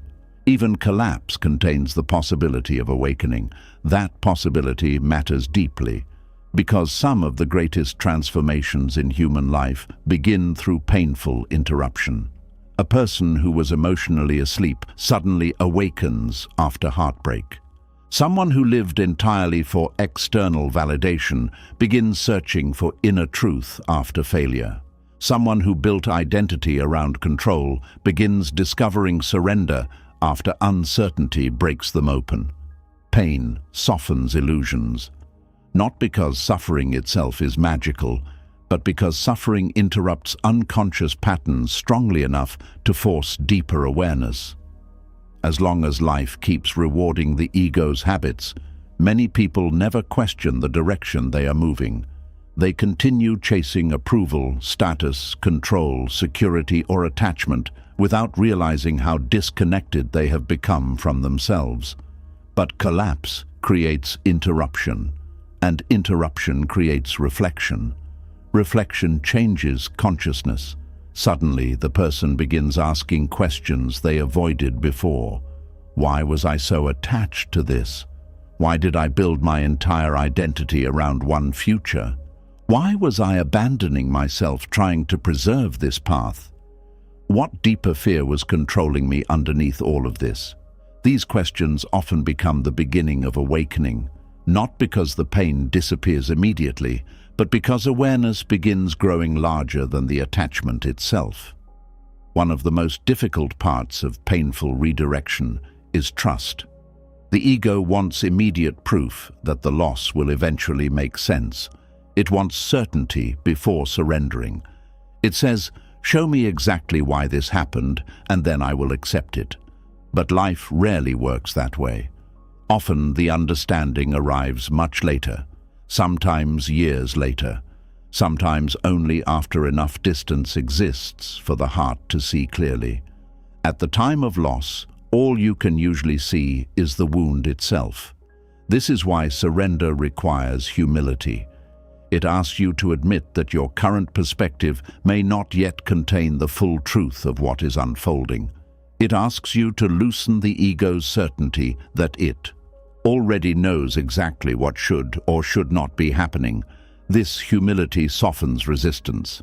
Instead of saying, "This should never have happened," the heart slowly begins saying, "I do not fully understand this yet, but maybe life is moving in ways larger than my current vision." That shift creates space, and space changes suffering. Without space, the mind becomes trapped inside rigid conclusions. My future is over. Nothing good can come from this. This ruined my life. These conclusions create emotional paralysis because they transform temporary pain into permanent identity. But openness interrupts that rigidity. It allows movement again, not forced positivity, not denial, but gentle willingness to admit the story may not be finished yet. Many people later discover that the path they desperately wanted would have eventually broken them more deeply if life had allowed it to continue. The relationship they worshipped would have slowly drained their spirit. The success they chased would have trapped them inside emptiness. The future they fought for would have disconnected them from themselves. But attachment blinded them. Attachment always narrows perception. The ego sees only what it wants immediately, not always what truly nourishes the soul long-term. This is why surrender becomes wisdom rather than weakness. Surrender allows reality to reveal truths attachment could not see. There is also something deeply compassionate hidden inside painful redirection. Sometimes life collapses your plans because your deeper self is trying to survive. A person may consciously want one thing, while unconsciously that path is harming them emotionally, spiritually, or psychologically. This happens often with people trapped in patterns of self-abandonment. They chase relationships that repeat old wounds. They seek environments that validate unhealthy identities. They pursue dreams built entirely on external validation instead of authentic alignment. The ego calls this purpose, but the soul quietly suffers underneath it. Eventually, life interrupts the pattern, and the interruption feels devastating because the ego interprets it as loss rather than liberation. But liberation often arrives disguised as disruption. This is one of the deepest Buddhist truths about surrender. Sometimes the universe does not remove things to punish you. Sometimes it removes things because you would never stop clinging to them voluntarily. The ego hates hearing this because it still believes control equals safety. But many forms of control are actually emotional imprisonment. A person may cling to toxic certainty simply because uncertainty feels more frightening. Yet uncertainty is often where transformation waits. Without uncertainty, many people would never evolve beyond old identities. They would remain emotionally frozen inside familiar patterns forever. Painful redirection forces movement. It breaks routines. It interrupts emotional addiction. It shakes consciousness awake. This awakening is rarely comfortable. At first, the person feels lost, directionless, confused. The old future is gone, but the new path remains unclear. This in-between space can feel emotionally unbearable because the ego craves certainty immediately. But the in-between space is sacred too. It is where old identities dissolve, where false attachments weaken, where deeper awareness begins forming quietly underneath the surface. Many people try escaping this space too quickly. They rush toward new attachments because emptiness feels unsafe. But rushing often recreates the same unconscious patterns again. The soul needs silence after collapse. It needs space to recalibrate. It needs time to separate authentic desire from ego-driven attachment. This process cannot be forced. That is why surrender requires patience, not passive waiting, but patient openness, the willingness to let life unfold gradually instead of demanding instant emotional resolution. Nature itself moves this way. Storms clear slowly, wounds heal gradually, seasons change in stages, transformation unfolds organically. Yet the anxious ego constantly tries to accelerate healing because discomfort feels threatening. It says, I need answers now. I need certainty now.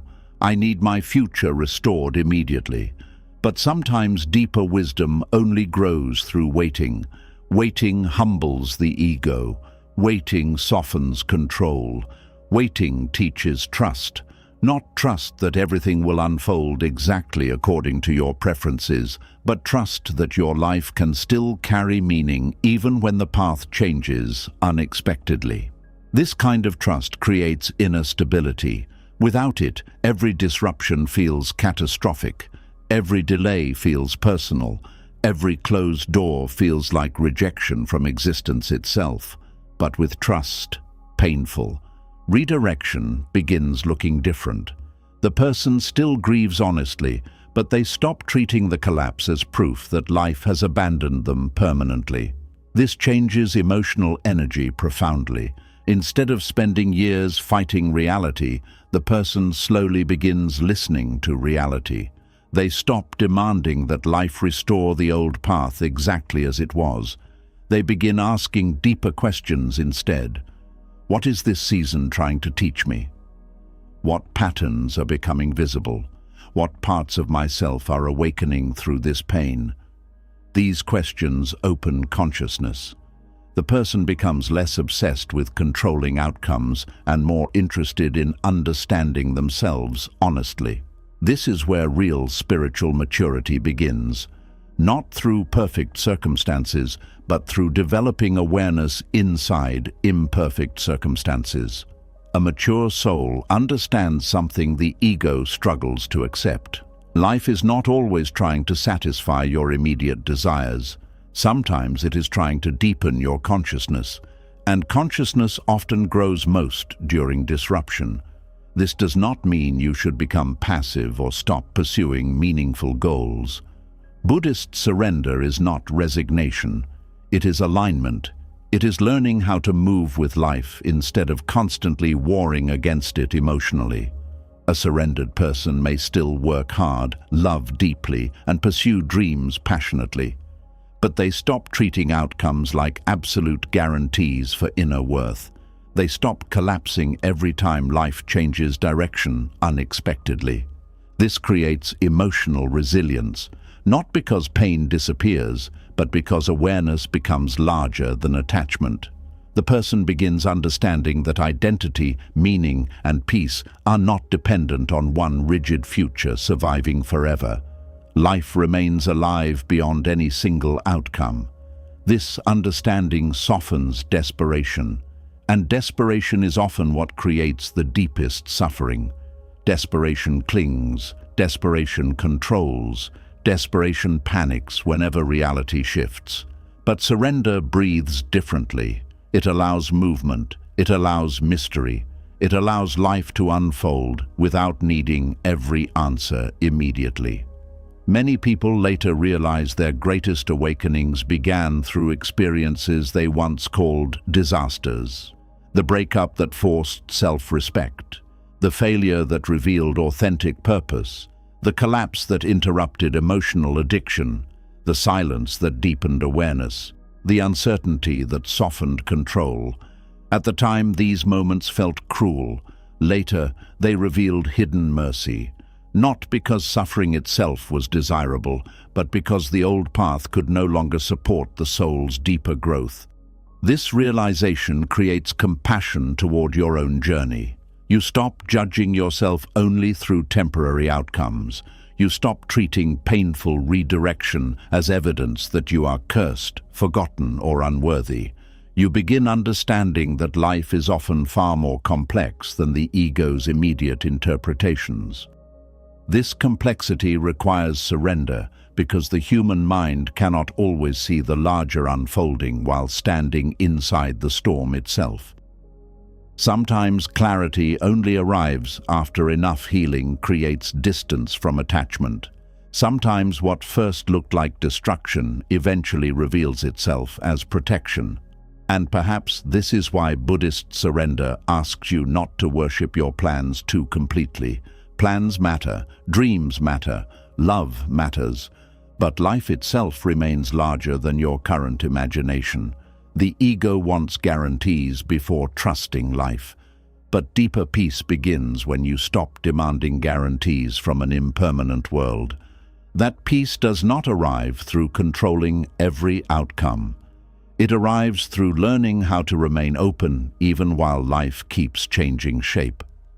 And eventually, after enough painful redirection, many people begin realizing something surprising. The problem was never only that life changed their plans. The deeper fear was what remained after the collapse, the exhaustion, the uncertainty, the terrifying possibility of having to begin again when the soul already feels tired. And maybe this is where the heart becomes truly tired, not only from losing the old path, but from realizing life is asking you to begin again when you no longer feel emotionally strong enough to start over. Because there are moments after deep disappointment when the soul does not fear pain anymore as much as it fears exhaustion. The exhaustion of rebuilding, the exhaustion of hoping again, the exhaustion of carrying yourself forward after everything inside you already feels worn down. There is a kind of emotional exhaustion that changes the way a person sees life. It is not simple tiredness that sleep can fix. It is deeper than that. It comes after too many disappointments, too many losses too. Many attempts to hold everything together while quietly falling apart inside. And eventually, when life asks you to let go of an old chapter and begin again, The heart whispers something painful. I do not know if I have the strength to start over one more time. This fear keeps many people emotionally trapped long after life itself has already moved forward. The relationship ended years ago, but emotionally they are still standing inside it. The dream collapsed long ago, but internally they still replay it every day. The rejection happened once, yet the mind keeps reliving it endlessly. The old version of life is already gone, but the soul refuses to fully leave the ruins behind. This happens because emotional exhaustion weakens the ability to trust new beginnings. Starting over requires energy, it requires openness, it requires vulnerability. And after enough pain, many people no longer fear failure itself as much as they fear having to survive another collapse. So instead of moving forward fully, they stay psychologically connected to dead chapters. Not because those chapters are still alive, but because the unknown future feels even more frightening than familiar pain. This is one of the deepest traps of suffering. Familiar suffering can begin feeling emotionally safer than uncertain healing. The mind says, "At least I know this pain. At least this heartbreak feels predictable. At least this disappointment is familiar." And because the nervous system craves emotional familiarity, people unconsciously cling to old pain rather than risk new uncertainty. Buddhist teachings understand this deeply. The mind becomes attached not only to pleasure, but also to familiar identity structures built around suffering. A person can become emotionally attached to sadness, victimhood, longing, regret, or hopelessness because those emotions become psychologically familiar over time. This does not mean people consciously want suffering. Most do not. But the nervous system often prefers predictable pain over unfamiliar change because uncertainty feels threatening to survival. That is why emotionally exhausted people often struggle to release the past fully. The old pain may hurt, but the future feels emotionally shapeless. And shapelessness terrifies the ego because the ego survives through certainty, even painful certainty. You can see this in people who remain emotionally attached to relationships that already ended internally long before they physically ended. They know the relationship no longer brings peace. They know they are exhausted. They know they are shrinking themselves emotionally. But leaving means facing uncertainty. Leaving means facing emptiness. Leaving means rebuilding identity. And emotionally, that feels overwhelming. So they stay, not because the situation is healthy, but because exhaustion makes transformation feel impossible. The same thing happens after major life failures. A person loses confidence after enough disappointments and slowly stops believing they can survive new attempts emotionally. They stop dreaming openly. They stop trusting possibility. They stop taking risks. Not because they no longer desire happiness, but because emotional exhaustion convinces them hope itself is dangerous. This is heartbreaking because the person is no longer only grieving the past. They are grieving their own lost energy for life. Buddhist surrender becomes especially important here because exhausted minds often confuse surrender with defeat. They think letting go means giving up completely. But true surrender is not hopelessness. It is the willingness to stop carrying what is already emotionally dead. That difference matters deeply. An exhausted person often continues carrying dead emotional weight long after life itself has moved on. Old conversations, old regrets, old fantasies, old pain, old identities. The mind becomes a graveyard of unfinished emotional attachment. And this constant emotional carrying drains life force slowly. You may have felt this before. The body becomes heavy. Simple tasks feel harder. Joy disappears from ordinary moments. Even small decisions feel overwhelming. This happens because emotional exhaustion is not only mental. The nervous system itself becomes overwhelmed from carrying unresolved emotional resistance for too long. The body was never meant to live in constant emotional warfare, yet many people spend years internally fighting reality, fighting what happened, fighting what ended, fighting what changed, fighting who they used to be, and eventually the soul becomes tired, not lazy, not weak, just deeply tired. There is an important difference. Many emotionally exhausted people judge themselves harshly because they no longer feel motivated the way they once did. They compare themselves to their past energy. They compare themselves to other people. They think they are failing spiritually or emotionally because they cannot simply move on. But often the problem is not lack of strength. The problem is that the nervous system has been overloaded by unresolved grief, fear, control, disappointment, and emotional suppression for too long. The soul needs gentleness during these seasons, not punishment. Buddhist compassion becomes essential here because compassion softens the violence many people direct toward themselves internally. An exhausted person often hears cruel thoughts constantly. Why can't I get over this? Why am I still stuck? Why am I so weak? Why does life feel so hard for me? But these thoughts only deepen exhaustion further, because healing cannot grow in an environment of constant self-attack. Sometimes emotional exhaustion is the body begging you to stop fighting yourself, to stop forcing timelines, to stop carrying identities that no longer fit, to stop trying to emotionally resurrect futures that are already gone, to stop demanding impossible strength from a wounded heart every single day. This is why rest becomes sacred in Buddhist philosophy. Not only physical rest, but emotional rest. Rest from overthinking, rest from obsession, rest from trying to control outcomes constantly, rest from replaying pain endlessly. An exhausted mind often believes rest is dangerous because stillness allows unresolved emotions to surface. So the person keeps themselves mentally busy even while deeply drained internally. They scroll endlessly, distract themselves constantly, overwork, overanalyze, overconsume stimulation. But overstimulation cannot heal exhaustion. It only numbs it temporarily. True healing often begins when the person finally becomes honest about how tired they truly are emotionally. Not tired of life itself, but tired of carrying so much unprocessed pain alone. There is courage in admitting exhaustion honestly, because many people spend years pretending they are okay while quietly collapsing internally. They continue performing strength for everyone else while secretly feeling emotionally numb inside. But eventually the performance itself becomes unsustainable. The soul can only fake aliveness for so long before deeper truth begins surfacing.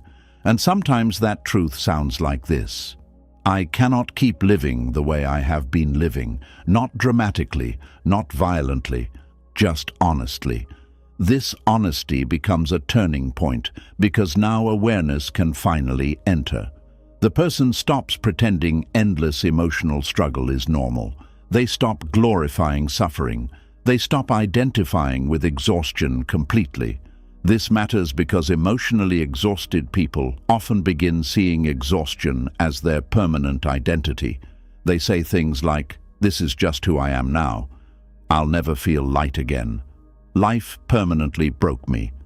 But exhaustion is not identity. It is a condition of the nervous system and heart after carrying too much for too long. Conditions can change. This is one of the deepest Buddhist truths about suffering. Everything moves, everything shifts. Even emotional exhaustion itself is impermanent. But the exhausted mind struggles to believe this because pain narrows perception. It makes the future feel emotionally frozen. This is why starting over feels terrifying. Not because new beginnings are always bad, but because exhausted consciousness cannot yet imagine feeling alive again. The person becomes emotionally trapped inside survival mode. Their world becomes smaller, simpler, focused only on avoiding further pain. This creates emotional stagnation.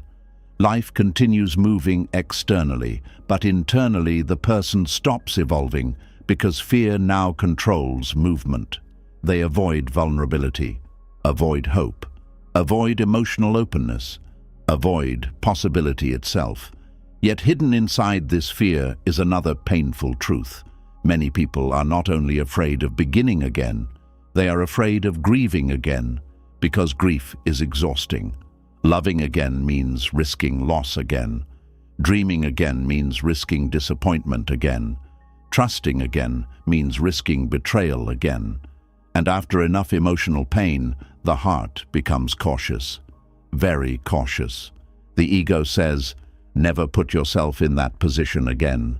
But this protection often becomes imprisonment, because avoiding pain completely also blocks aliveness completely. Buddhist surrender does not ask you to recklessly force yourself into new beginnings before you are ready. It asks something gentler first. It asks you to stop living emotionally inside chapters that have already ended. This is where awareness becomes healing. You begin noticing how much energy goes toward mentally reliving the past, replaying conversations, imagining different outcomes, revisiting old memories, rehearsing regrets, fantasizing about impossible reversals. The mind keeps returning to the old chapter because emotionally it still hopes control might somehow restore what was lost. But life has already moved, and until awareness accepts this deeply, exhaustion continues. Because emotional resistance consumes enormous life energy. The body carries tension, the heart carries unfinished grief. The mind carries endless mental loops. No wonder exhausted people struggle to imagine beginning again. They are already using all their energy trying to hold on to what no longer exists. This is why letting go creates relief eventually, not immediate happiness, not instant healing, but relief. Because the nervous system slowly stops fighting reality every second, the person begins releasing the impossible task of emotionally carrying dead futures forever, and from that release, energy slowly begins returning, very slowly at first. An exhausted soul does not heal dramatically overnight. Healing usually begins through small moments, a slightly calmer breath, a morning where the pain feels less sharp, a brief moment of curiosity returning, a small experience of peace without guilt. These moments matter deeply because they remind the nervous system that life still exists beyond survival. Many emotionally exhausted people forget what it feels like to simply exist without carrying constant internal pressure. They become so used to emotional heaviness that lightness feels unfamiliar. But awareness slowly reintroduces lightness gently, not through forcing positivity, not through pretending pain never happened, but through softening resistance, through allowing rest, through releasing impossible expectations, through stopping the endless internal war. There is also deep healing in realizing you do not need to rebuild your entire life all at once. Exhausted people often panic because they imagine starting over as one massive, impossible task. The future feels overwhelming. The mind says, how do I rebuild everything? But healing rarely happens through giant, dramatic leaps. It happens breath by breath, choice by choice, moment by moment. One honest conversation, one small act of self-care, one boundary, one quiet realization. One day survived differently. Buddhist teachings constantly return attention to the present moment for this reason. The exhausted mind keeps trying to solve the entire future immediately, and this creates even more overwhelm. But healing only happens now, in this breath, in this moment, in this small act of awareness. Presence protects exhausted hearts from drowning in overwhelming futures. And slowly, presence creates enough safety for the soul to begin opening again. This opening feels fragile at first.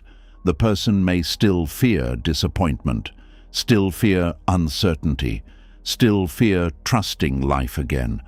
But awareness allows these fears to exist without completely controlling behavior anymore.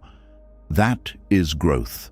Not the disappearance of fear, but the gradual loosening of fear's control. An emotionally exhausted person often believes they have lost themselves permanently, but often they are simply between identities. The old version has collapsed, but the new version has not fully emerged yet. This in-between space feels empty because the ego no longer knows how to define itself clearly. Yet this emptiness is sacred too, because identities rebuilt too quickly are often built from fear again. The soul sometimes needs silence after collapse, time to breathe, time to feel honestly, time to reconnect with what actually matters underneath all the noise.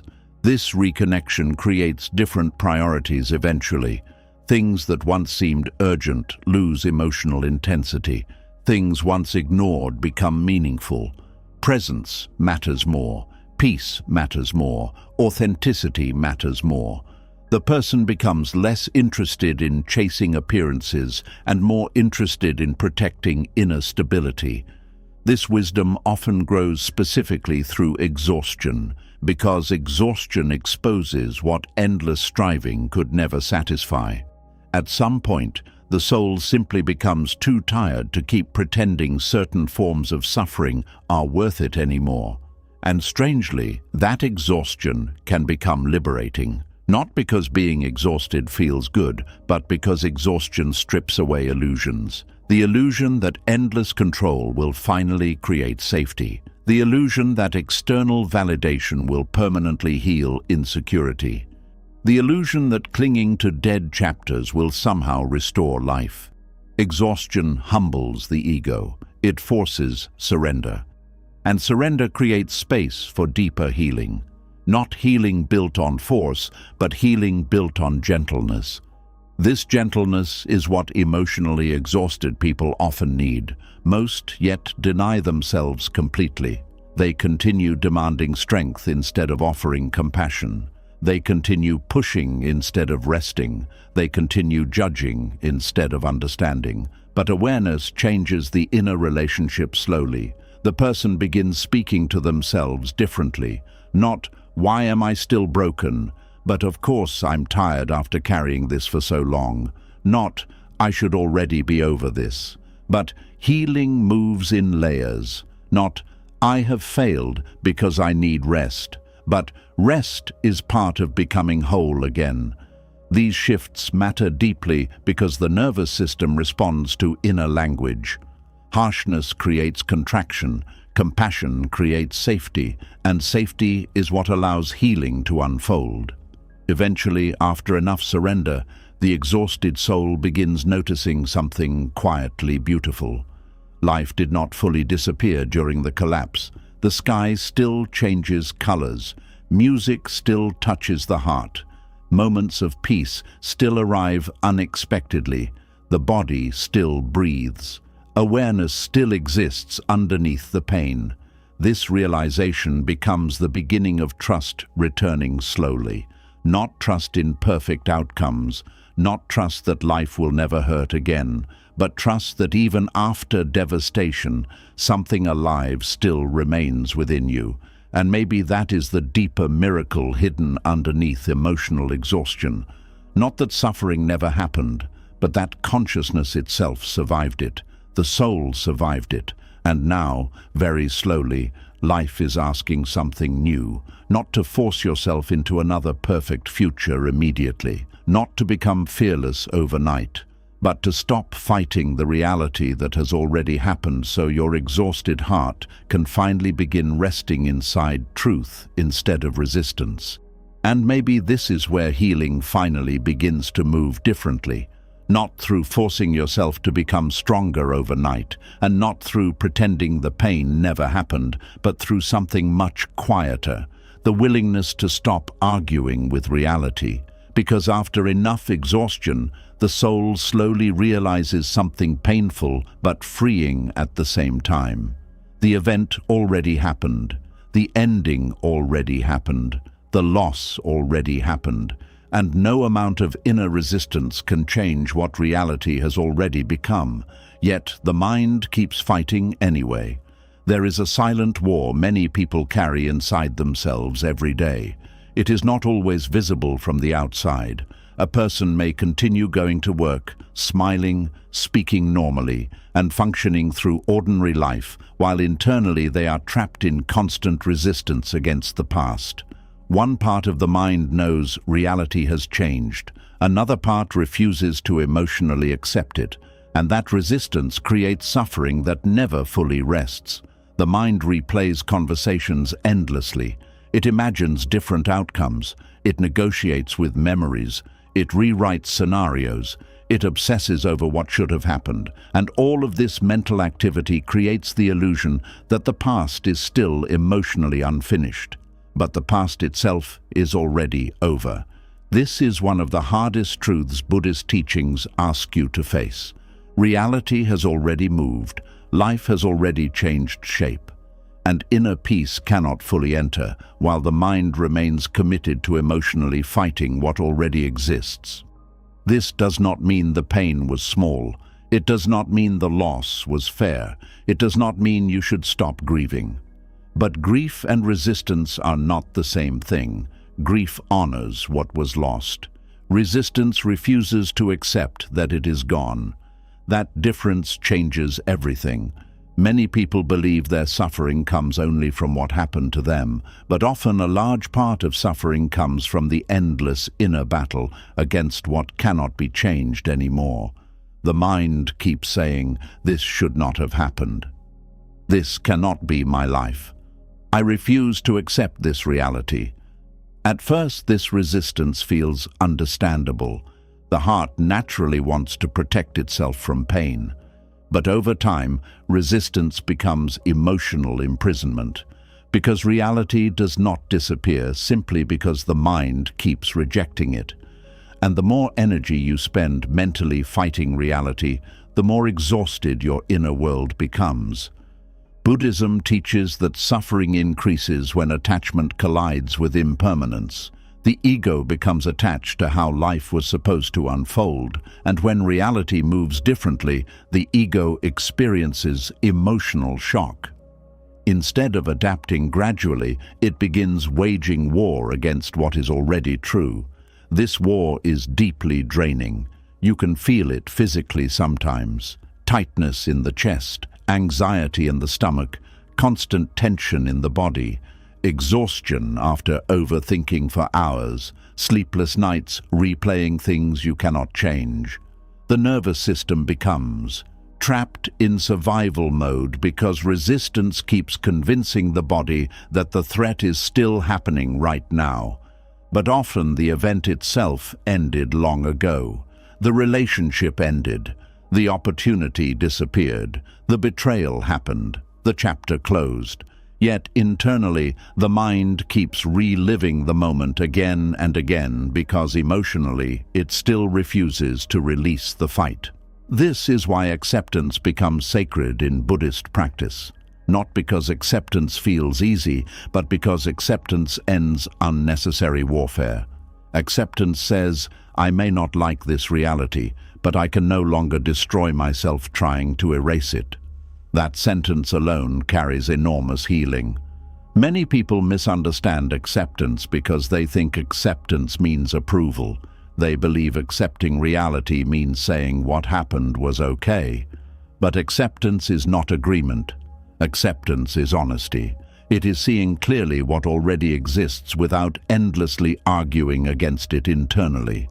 A person can accept heartbreak without liking heartbreak. Accept failure without glorifying failure. Accept loss without pretending loss feels good. Acceptance simply means you stop demanding reality become different before allowing yourself to begin healing. This is difficult because the ego constantly believes peace exists on the other side of changing the past. It says, if I can just understand enough, replay enough, think enough, maybe I can emotionally undo what happened. But the mind cannot heal through endless rewinding. In fact, endless rewinding deepens suffering because it keeps the nervous system emotionally trapped inside the same wound repeatedly. This is why awareness matters so deeply.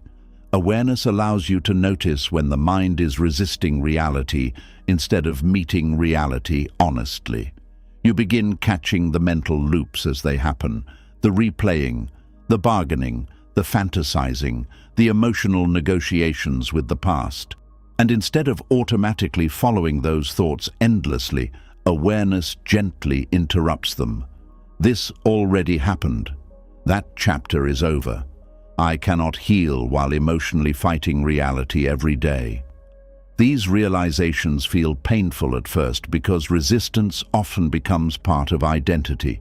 Some people become so emotionally attached to their suffering that letting go of resistance feels like betraying the depth of what they lost. But healing does not dishonor pain. Healing honors life continuing. There is a quiet wisdom that begins appearing once resistance softens. The person starts realizing how much energy was being consumed by inner argument. They notice how exhausting it was trying to mentally force reality backward constantly. They notice how much of their emotional suffering came not only from the event itself, but from refusing to allow the event to fully become part of reality internally.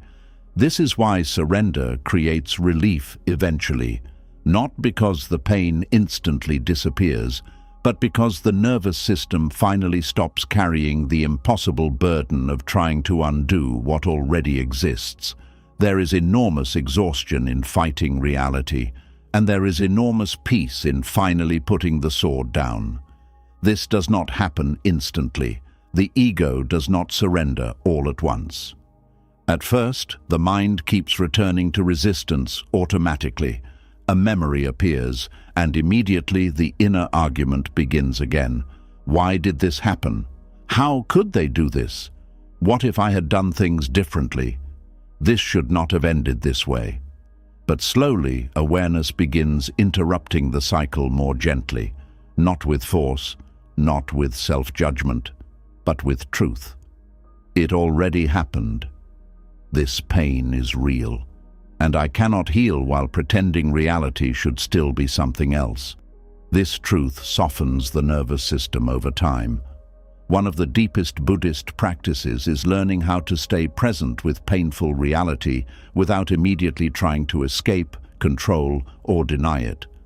This is difficult because the human mind constantly seeks escape routes. It wants distraction, certainty, explanations, reversals, anything that prevents fully feeling what is here. But healing only happens inside reality, not outside it. This means eventually you must become willing to feel grief without mentally turning it into resistance. You must become willing to sit with sadness without trying to rewrite the past constantly. You must become willing to let painful truths exist without emotionally collapsing every time they appear. This is strength, quiet strength, not dramatic strength, not performative strength, but the strength required to remain present with life as it actually is. Many people never fully develop this because they spend their lives escaping discomfort automatically. If something hurts, they distract themselves. If uncertainty appears, they seek control. If grief arises, they suppress it. But avoidance only delays healing. The unprocessed pain continues living underneath the surface quietly. Buddhist surrender invites another path.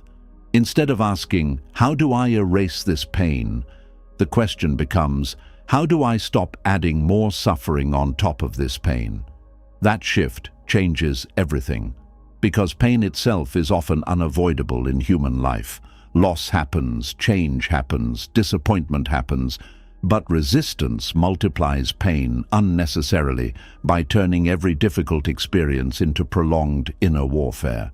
A person loses someone they love, and now they suffer the grief itself, plus the constant mental resistance toward the grief. A person fails, and now they suffer the disappointment plus endless self-attack and shame.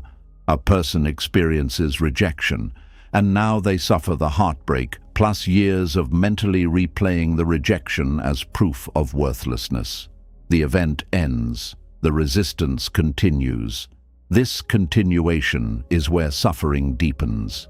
There comes a moment in healing where the soul quietly realizes something important. The past no longer needs punishment. It no longer needs endless mental review. It no longer needs constant emotional resurrection. The nervous system is simply tired. Tired of fighting, tired of carrying, tired of reliving. And perhaps that tiredness itself becomes sacred because it finally creates willingness to surrender, not surrender to hopelessness, surrender to truth, the truth that reality already happened. And fighting reality forever only destroys the present moment too. This realization often creates grief again initially, because once resistance weakens, the person finally feels the raw sadness underneath it fully. Resistance often acts like emotional armor. It keeps the mind busy fighting so the deeper vulnerability underneath remains hidden. But when the fight stops, grief becomes softer and more honest. No longer dramatic, no longer obsessive, just real. This is where compassion becomes deeply important, because people often judge themselves for still hurting after letting go of resistance. They think acceptance should instantly remove pain, but acceptance does not erase emotion immediately. It simply stops unnecessary emotional warfare from continuing. Healing still moves gradually. The body still needs time. The heart still needs tenderness. The nervous system still needs safety. But now the energy once trapped inside resistance becomes available for healing instead. This creates subtle changes. The breath deepens slightly. The mind becomes quieter for small moments. The body relaxes more often. Sleep slowly improves. The obsession weakens. Life begins feeling less emotionally sharp all the time. Not because the past disappeared, but because the fight against the past softened. There is also deep wisdom in understanding that reality itself is neutral. The mind creates enormous suffering through the stories it attaches to events. The breakup happened, the failure happened, the loss happened, but the ego adds additional layers constantly. This ruined my life. I'll never recover. I lost my only chance. I'm permanently broken. These stories intensify suffering dramatically because they transform temporary pain into permanent identity. Awareness interrupts these stories gently. It notices the difference between the event itself and the catastrophic meaning the mind keeps attaching to it. This does not mean becoming emotionally numb. It means becoming more conscious of how thought patterns either deepen suffering or soften it. A person can feel sadness without turning sadness into hopelessness, feel grief without turning grief into identity, feel disappointment without turning disappointment into self-hatred. This awareness creates emotional freedom slowly, because now the mind is no longer completely possessed by every painful thought that arises. You begin seeing thoughts as mental events, not absolute truths. The thought says, "My future is ruined." Awareness notices, fear is speaking. The thought says, "I should still have that life." Awareness notices, resistance is here again. This simple noticing weakens suffering because awareness creates space between consciousness and reaction. That space matters enormously. Without space, pain controls behavior automatically. With space, wisdom becomes possible. This is why meditation exists so centrally in Buddhist practice. Meditation trains the mind to observe without immediately clinging, resisting, or identifying completely with every emotional experience. Over time, this changes your relationship with suffering itself. You begin understanding that emotions move like weather, thoughts move like clouds, experiences arise and pass. Even intense pain shifts eventually, but resistance keeps emotional weather trapped artificially inside the mind. Many people unknowingly spend years emotionally preserving storms that life itself was trying to move through naturally. This preservation happens through obsession, resentment, denial, fantasy, and endless mental replaying. The person unknowingly becomes attached to the suffering itself because suffering feels connected to identity now. This is why some people fear acceptance unconsciously. They worry that if they stop fighting the past, the pain will lose significance. But peace does not erase meaning. Acceptance does not dishonor love. Letting go of resistance does not mean the experience never mattered. It simply means your life matters too. Your peace matters too. Your present moment matters too. And eventually there comes a point where continuing to fight reality costs more suffering than surrendering to truth. That moment changes everything internally. The person begins choosing peace over replaying, presence over obsession, reality over fantasy, compassion over self-punishment. This choice does not happen once forever. It happens repeatedly. Again and again the mind returns to resistance. Again and again, awareness gently returns to acceptance. This repetition itself becomes practice, a sacred practice of returning to reality without violence toward yourself. Some days the acceptance feels easier. Other days grief rises strongly again. This is normal. Healing is not linear. The goal is not perfect emotional control. The goal is reducing unnecessary suffering created by resistance. And slowly, this practice transforms the nervous system. The body learns it no longer needs to stay trapped in emergency mode forever. The heart learns painful memories can exist without destroying the present moment. The mind learns uncertainty can be survived without endless overthinking. This creates deeper trust in life gradually, not naive trust that nothing painful will ever happen again, but grounded trust that reality can be faced honestly without collapsing internally every time life changes shape. That trust becomes the beginning of freedom. Because freedom is not controlling everything. Freedom is no longer being emotionally imprisoned by what cannot be changed. Many people spend years believing healing means changing the past emotionally somehow. But healing is actually learning how to remain fully alive, even though the past cannot be changed anymore. This shift is profound. The energy once spent fighting reality becomes available for living reality instead. And living reality opens new possibilities, new awareness, new peace, new relationships with yourself. The past no longer controls every emotional movement completely because the inner war finally begins ending. There is softness in this ending, not weakness, softness. The kind of softness that comes when the heart no longer needs to defend itself against reality every moment. This softness allows something new to emerge. A calmer relationship with uncertainty, a gentler relationship with memory, a quieter nervous system, a deeper ability to remain present even while life continues changing. And perhaps this is why Buddhist surrender is ultimately an act of compassion toward yourself. Not giving up on life, not becoming passive, but finally releasing the impossible burden of mentally fighting what already exists.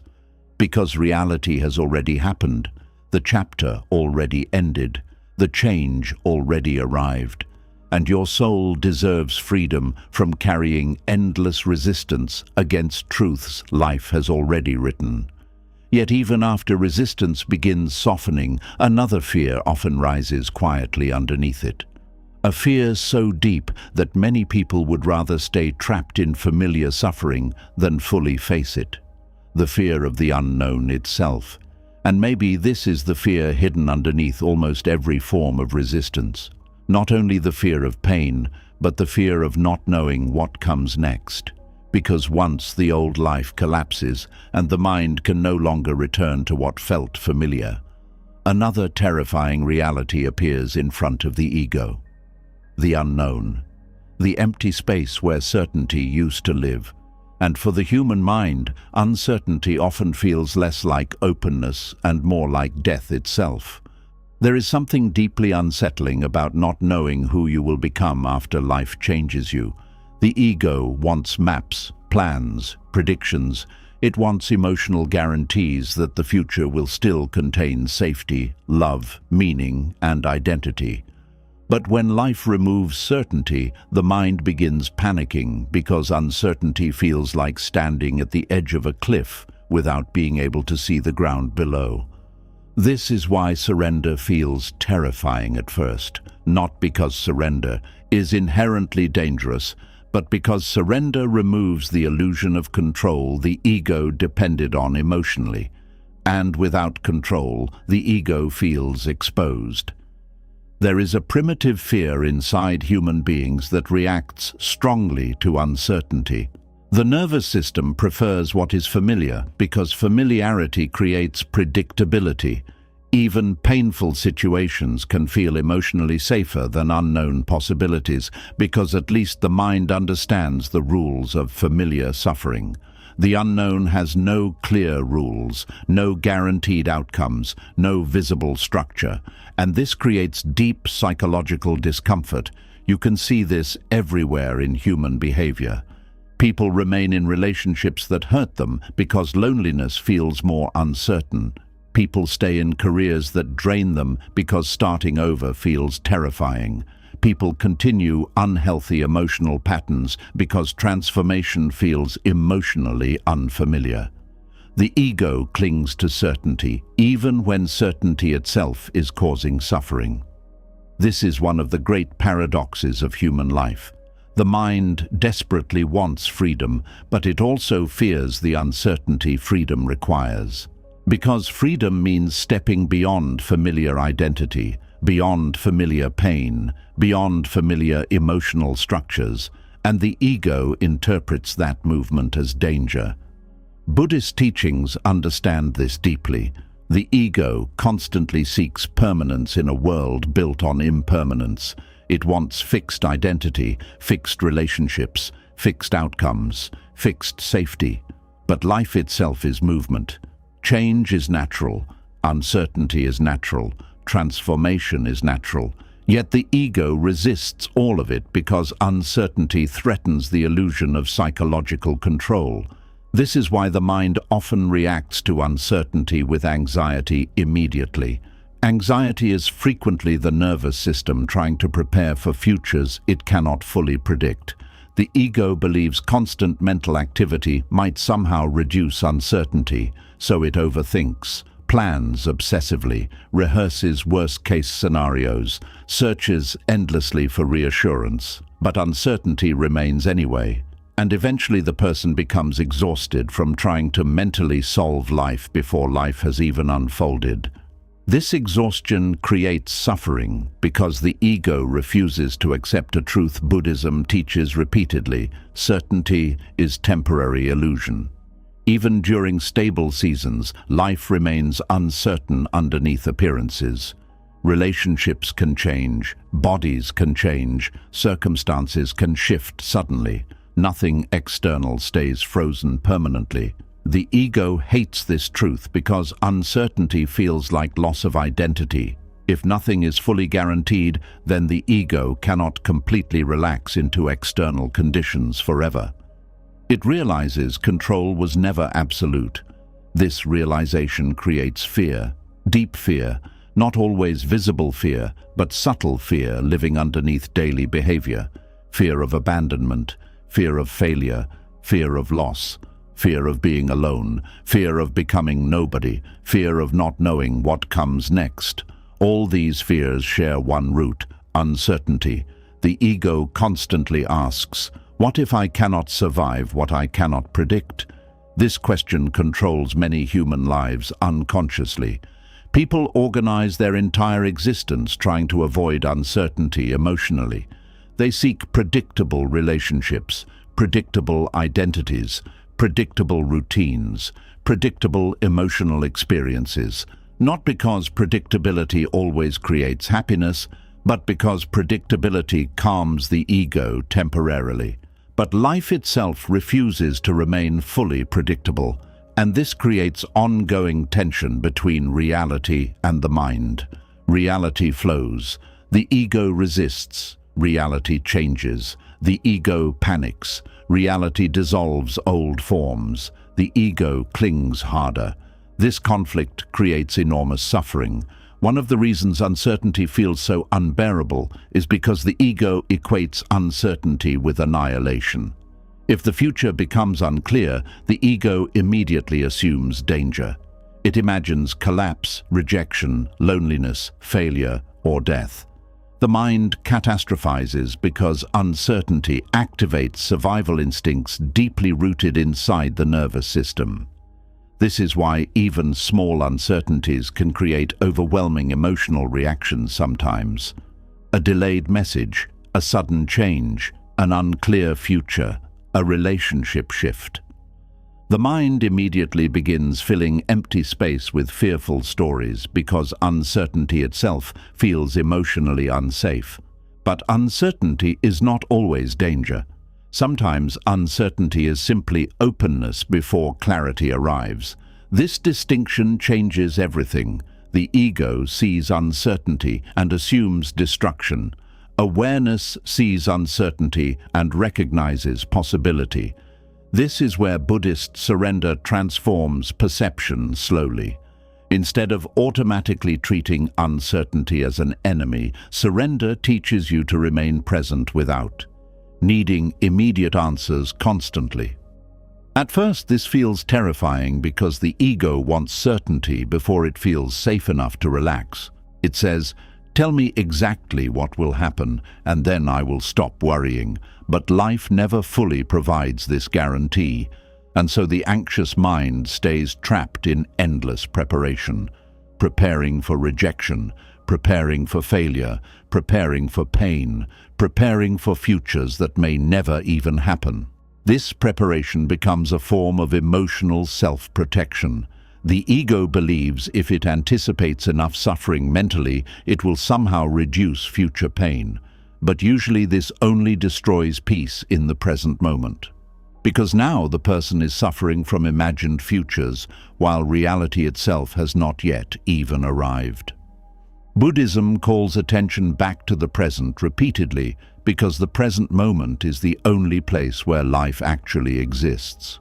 The mind lives in future fear and past regret constantly, but awareness returns gently to now. This breath, this moment, this experience, not the imagined disaster, not the catastrophic fantasy, not the future story the ego keeps creating, the present. At first, emotionally exhausted people struggle with this deeply because the nervous system has become addicted to anticipating danger.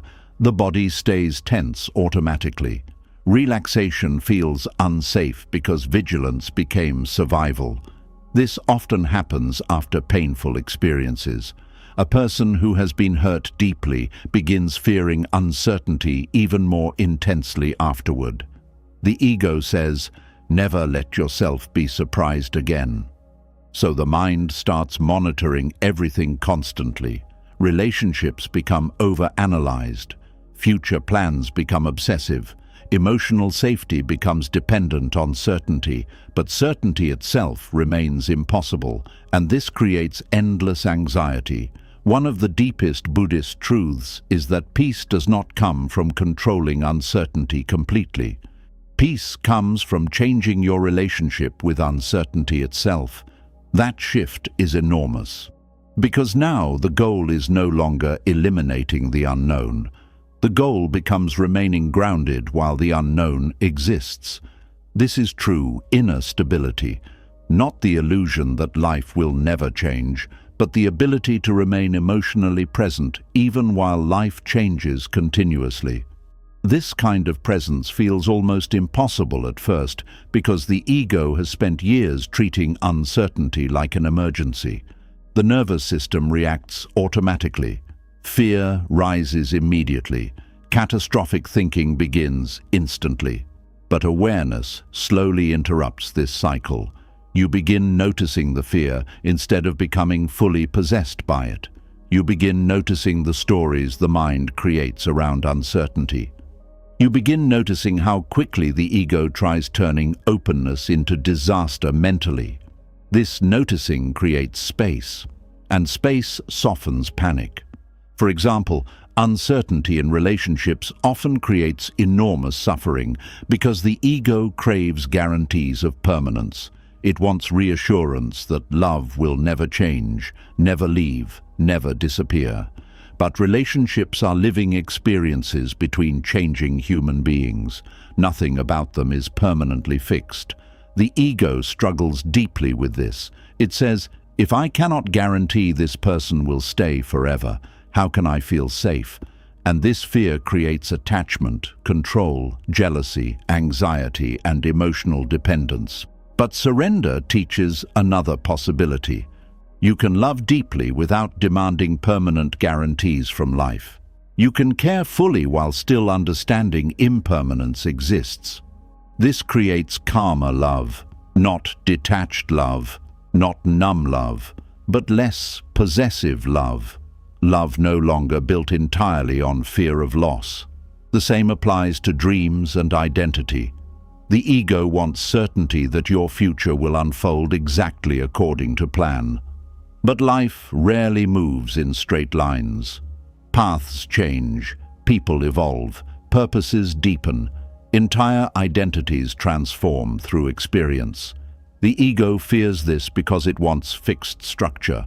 But the soul often grows through uncertainty specifically. Without uncertainty, many people would never awaken beyond rigid identities. They would never discover deeper awareness. They would never question unconscious attachments. Uncertainty forces consciousness to expand because old maps stop working. This expansion feels terrifying initially because the ego interprets loss of certainty as loss of self. And in some ways it is. The old self built on certainty begins dissolving. This is why surrender often feels like death emotionally. Something inside you is dying, not your deepest awareness, but the identity structure that depended on control, prediction, and certainty to feel stable. The ego experiences this dissolution as crisis, but spiritually it can become liberation. Because once the old identity weakens, something softer becomes possible. A life less dominated by fear, less controlled by constant anticipation, less trapped inside mental rehearsal. This transformation does not happen overnight.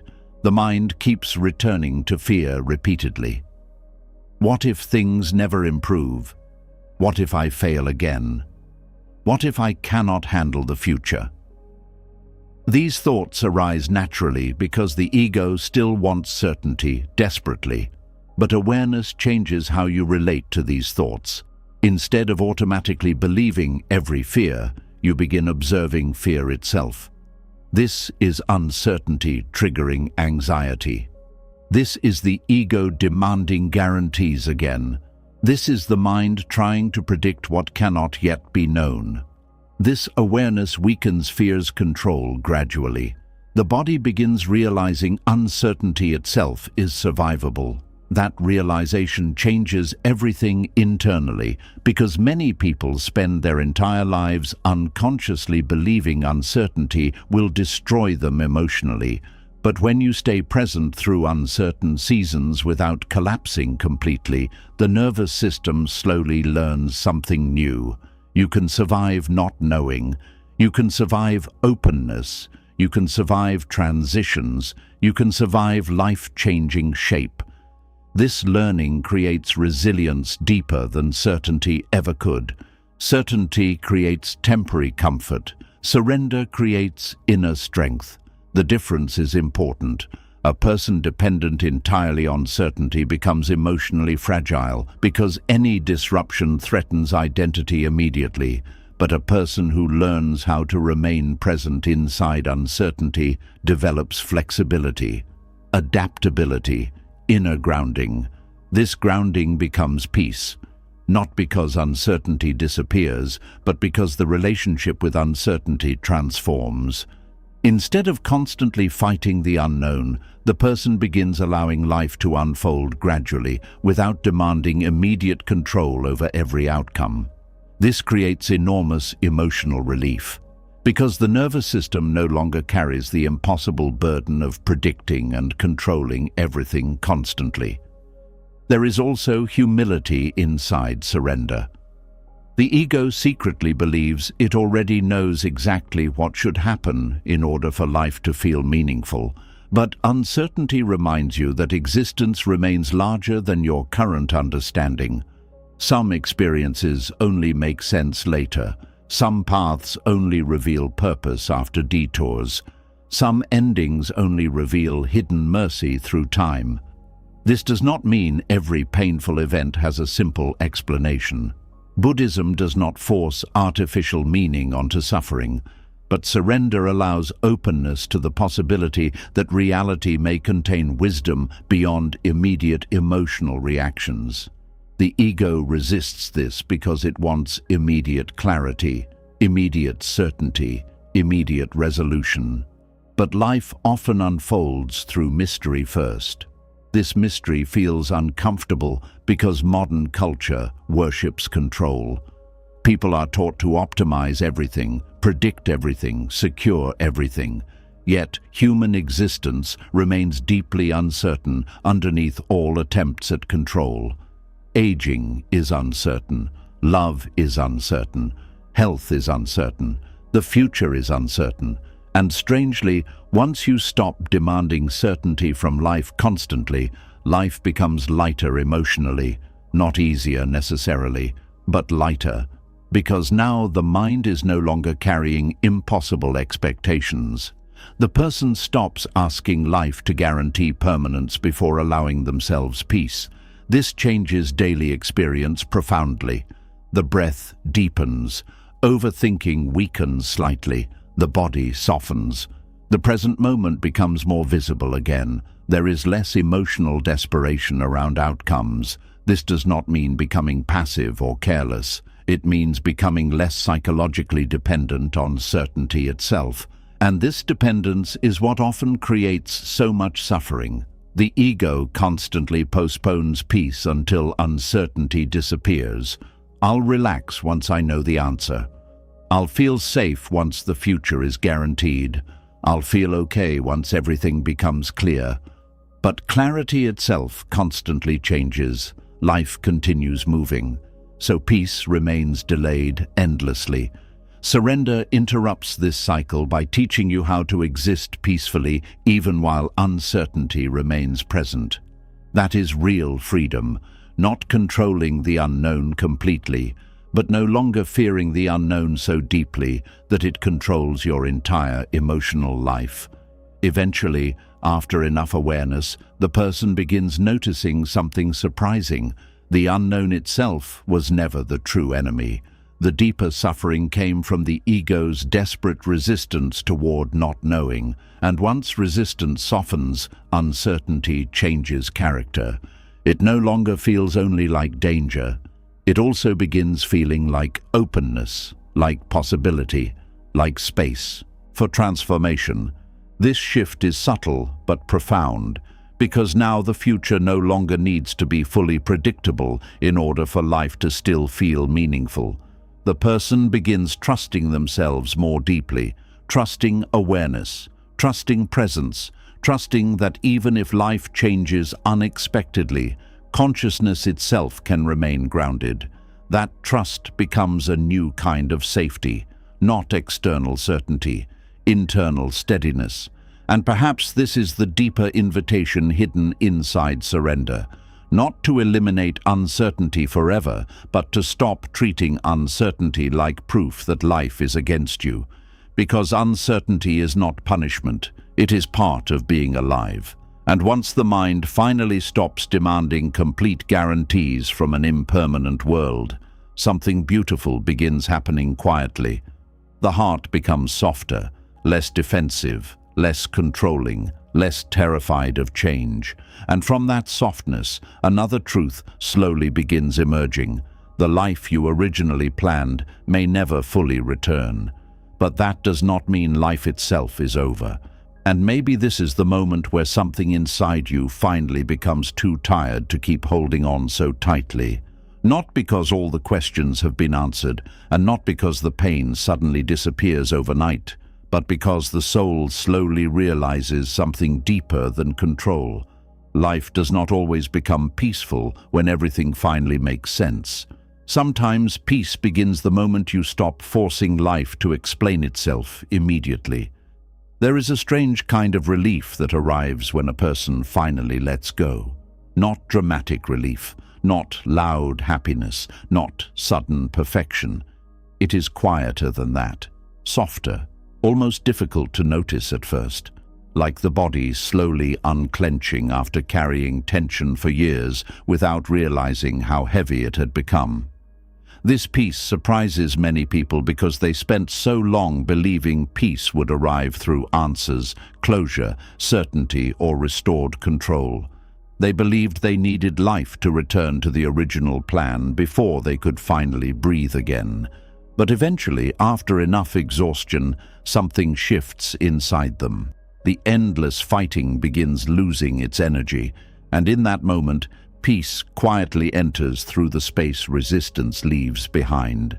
At first, letting go feels terrifying because the ego interprets letting go as losing. The mind says, if I stop holding on, then everything meant nothing. If I stop searching for answers, then the pain wins. If I stop forcing clarity, then I'm giving up. But true surrender is not giving up on life. It is giving up the endless war against reality. That difference changes everything internally. Many people spend years emotionally gripping things that are already gone. Old relationships, old identities, old futures, old pain. The mind becomes convinced that holding on proves loyalty, depth, or love. But often holding on is simply fear wearing emotional clothing. Fear of emptiness, fear of uncertainty, fear of beginning again, fear of existing without the old story. And because of this fear, the mind keeps reopening wounds long after life itself has already moved forward. This creates exhaustion. Not only emotional exhaustion, but spiritual exhaustion. The soul becomes tired from carrying unresolved tension every day. The body remains alert. The nervous system stays contracted. Thoughts loop endlessly. The heart never fully rests. Then, eventually, something unexpected happens. The person reaches a point where they can no longer continue fighting at the same intensity, not because they suddenly understand everything, but because suffering itself becomes too heavy to carry forever. And strangely, this breaking point often becomes the doorway to peace. Because once the ego loses enough energy, surrender becomes possible. Not forced surrender, natural surrender. The kind that happens when the soul finally whispers, I cannot keep destroying myself trying to control what already happened. This moment is sacred, not dramatic, not perfect, but deeply sacred. Because for the first time, the person stops demanding that life become different before allowing themselves to rest emotionally. And that rest changes the nervous system immediately. The breath becomes softer. The mind slows slightly. The body relaxes in ways it has not for years. Not because every problem disappears, but because the inner war weakens. There is enormous relief in no longer carrying the impossible responsibility of forcing life to make sense immediately. The ego desperately wants explanations because explanations create temporary feelings of control. The mind believes that if it can fully understand every painful event, then peace will finally arrive. So it keeps analyzing, replaying, searching, questioning. Why? Did this happen? What did I do wrong? What was the lesson? What if I had chosen differently? But many forms of suffering cannot be solved through endless analysis. Some wounds soften only through acceptance, time, presence, and surrender. This is difficult for the ego because the ego believes understanding must come before peace, but often peace comes first, and understanding arrives later, sometimes years later, sometimes never fully. And this is where letting go becomes transformative. Letting go means you stop making your emotional survival dependent on fully solving every mystery life presents. You stop demanding immediate clarity from an uncertain world. This creates emotional spaciousness. Without spaciousness, the mind suffocates itself through obsession. Every unanswered question becomes an emergency. Every uncertainty becomes unbearable. Every painful memory becomes a courtroom where the ego endlessly searches for someone to blame. But surrender interrupts this pattern gently. The person begins saying, "Maybe I do not need to understand everything right now in order to begin healing." That sentence alone carries enormous freedom, because the mind has spent years postponing peace until complete certainty arrives. Yet certainty never fully arrives. Life keeps moving. Questions remain unanswered. Some losses never explain themselves perfectly, and still healing remains possible. This realization changes the relationship with pain profoundly. The person no longer treats unresolved emotions like enemies that must be defeated immediately. They begin making space for discomfort instead of fighting it constantly. They begin allowing grief to move naturally instead of endlessly resisting it. This softens suffering, not instantly, but gradually. There is also something deeply humbling about surrender. The ego secretly believes it should fully understand life at all times. It believes every painful event must have immediate meaning visible to the mind. But human understanding is limited. Life often unfolds in ways larger than current awareness can fully grasp. Surrender accepts this humbly, not passively, not hopelessly, but honestly. It says, "I may not understand this yet, but I no longer want to destroy myself trying to force understanding before it's time." This honesty calms the nervous system because the pressure to mentally control existence weakens. Many people do not realize how much anxiety comes from the need to immediately resolve uncertainty emotionally. The mind keeps chasing closure, but closure itself is often misunderstood. Closure is not always receiving perfect answers. Sometimes closure is simply deciding you no longer want to bleed endlessly from the same wound. That decision creates peace slowly, a quieter peace, a mature peace. Not the excitement of getting everything you wanted, but the relief of no longer fighting reality every moment. This peace often feels strange initially because many people have spent so long identifying with struggle that calmness feels unfamiliar. They become accustomed to emotional intensity, overthinking, and internal tension. So when surrender begins softening the mind, the silence can feel almost uncomfortable at first. But eventually the body recognizes the difference. There is less panic, less obsession, less emotional desperation.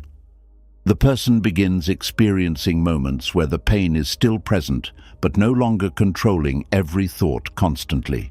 These moments matter deeply because they reveal something important. You can still carry sadness without being consumed by suffering. You can still remember without endlessly reliving. You can still grieve without destroying yourself mentally. This is one of the deepest forms of emotional freedom. The ego often believes letting go means forgetting. But letting go is not forgetting. It is releasing the compulsive emotional attachment that keeps reopening the wound endlessly.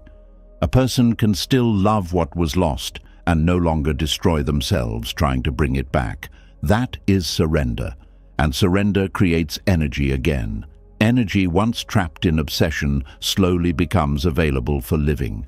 This is why many people feel physically lighter after finally releasing old emotional battles. The body itself was carrying resistance. Muscles stayed tense. Thoughts stayed hyperactive. Emotions stayed trapped in loops. But once resistance weakens, the nervous system begins recovering. Sleep improves slowly. Presence returns gradually. Joy becomes possible again in small moments, not because life became perfect, but because the inner war stopped consuming all available energy. There is also deep wisdom hidden inside, realizing that life does not always need immediate explanation in order to still contain meaning. The ego constantly wants clean narratives, clear endings, obvious reasons. But existence often unfolds through mystery. Some relationships end without full closure.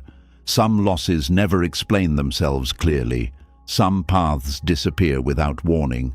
And still, life continues moving. At first, this uncertainty feels unbearable because the ego believes unanswered questions equal emotional danger. But over time, surrender teaches another truth. You do not need to solve every mystery before allowing yourself peace. This realization is liberating, because now the mind no longer needs to obsess, constantly trying to force final answers from reality. Instead, awareness becomes more important than explanation. Presence becomes more important than certainty. Peace becomes more important than winning the argument against life. This shift changes the way people experience healing itself. Healing stops becoming a desperate race toward emotional perfection. It becomes gentler, more human, more patient. The person stops demanding that every painful feeling disappear immediately. They stop measuring progress obsessively. They stop treating temporary sadness as failure. Instead, they begin trusting gradual softening. This trust matters deeply because healing rarely arrives dramatically. Most healing happens quietly. One calmer reaction, one less obsessive thought, one moment of peace that lasts slightly longer than before. These small shifts are profound. They show the nervous system is no longer trapped in permanent emergency mode. There is also enormous freedom in realizing you no longer need the past to become different in order to move forward. Many people unknowingly tie their future peace to impossible conditions. I can only heal if they apologize. I can only move on if I fully understand why. I can only be happy if life gives me back what I lost. These conditions imprison the heart because they place healing entirely outside present awareness. But surrender removes these conditions gradually. The person begins understanding that healing belongs to them now, not to future explanations or restored outcomes. This creates emotional independence, not coldness, not detachment from love, but freedom from making peace dependent on external resolution. This is deeply empowering because now the person no longer waits for life to become perfect before allowing themselves to breathe again. They stop postponing peace endlessly, and perhaps this is why surrender feels so strange at first. The ego spent years believing survival depended on holding tighter, controlling harder, understanding more, resisting longer. But eventually the soul discovers another truth. Peace often arrives through release, not control, through softness, not force, through acceptance, not endless mental warfare. This realization transforms relationships too. The person stops trying to emotionally force people into permanence. They stop gripping every outcome desperately. They stop demanding impossible certainty from life. This creates calmer love, calmer ambition, calmer existence itself. Because now awareness understands something the ego resisted for years. Life is not fully controllable, and strangely, that truth no longer feels terrifying. It begins feeling freeing. There is tremendous relief in no longer carrying the impossible burden of controlling every future outcome emotionally. The nervous system finally realizes it can rest sometimes. It can exist without constant vigilance. It can stop preparing for disaster every second. This does not mean pain never returns. Old grief may still rise sometimes, memories may still ache, uncertainty may still appear, but the relationship with these experiences changes completely. The person no longer panics every time discomfort arises. They no longer interpret emotional pain as proof that something is wrong with them. They stop turning every difficult feeling into catastrophic identity. This creates emotional maturity, not emotional numbness, emotional spaciousness, the ability to let feelings move through consciousness without becoming trapped inside them permanently. Buddhist teachings often point toward this spaciousness because spaciousness allows life to breathe again. Without spaciousness, the ego suffocates existence through endless attachment, fear, and control. But surrender opens the windows internally. Air enters again, presence enters again, life enters again.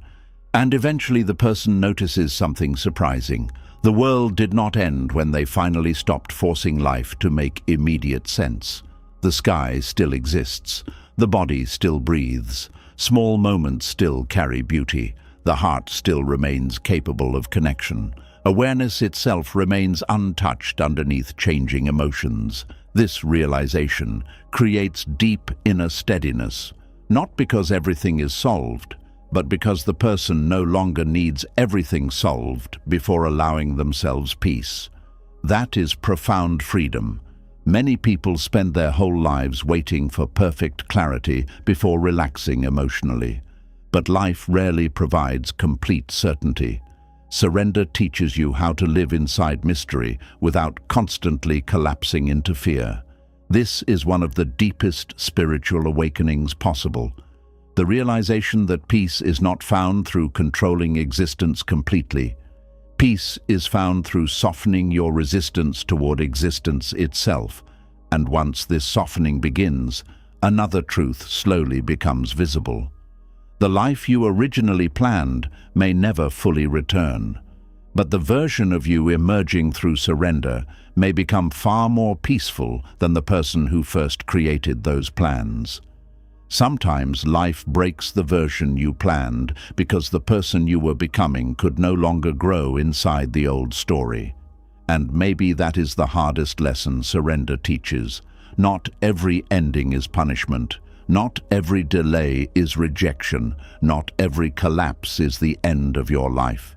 Some losses arrive to wake you up. Some painful seasons arrive to soften the ego, loosen attachment, and guide you back toward yourself. Tonight, we walked through the hidden grief of losing old dreams, the suffering created by resistance, the fear of uncertainty, the exhaustion of carrying dead chapters, and the strange peace that begins when you finally stop fighting reality. And beneath all of it was one deeper truth. Peace does not come from controlling life completely. Peace begins when you stop demanding that life obey the version you once planned. Because life will change, people will leave, dreams will evolve, identities will collapse, but your soul is still capable of healing, awakening, and beginning again. And maybe one day, you will look back at the season that broke you and quietly realize it was also the season that freed you. If this message spoke to something deep inside you, leave a comment below and share the moment life forced you to let go of a version you thought you needed. Someone reading your words may realize they are not alone in their own season of surrender. And if you are ready to keep healing, growing, and finding peace through Buddhist wisdom, subscribe to the channel and continue this journey with us.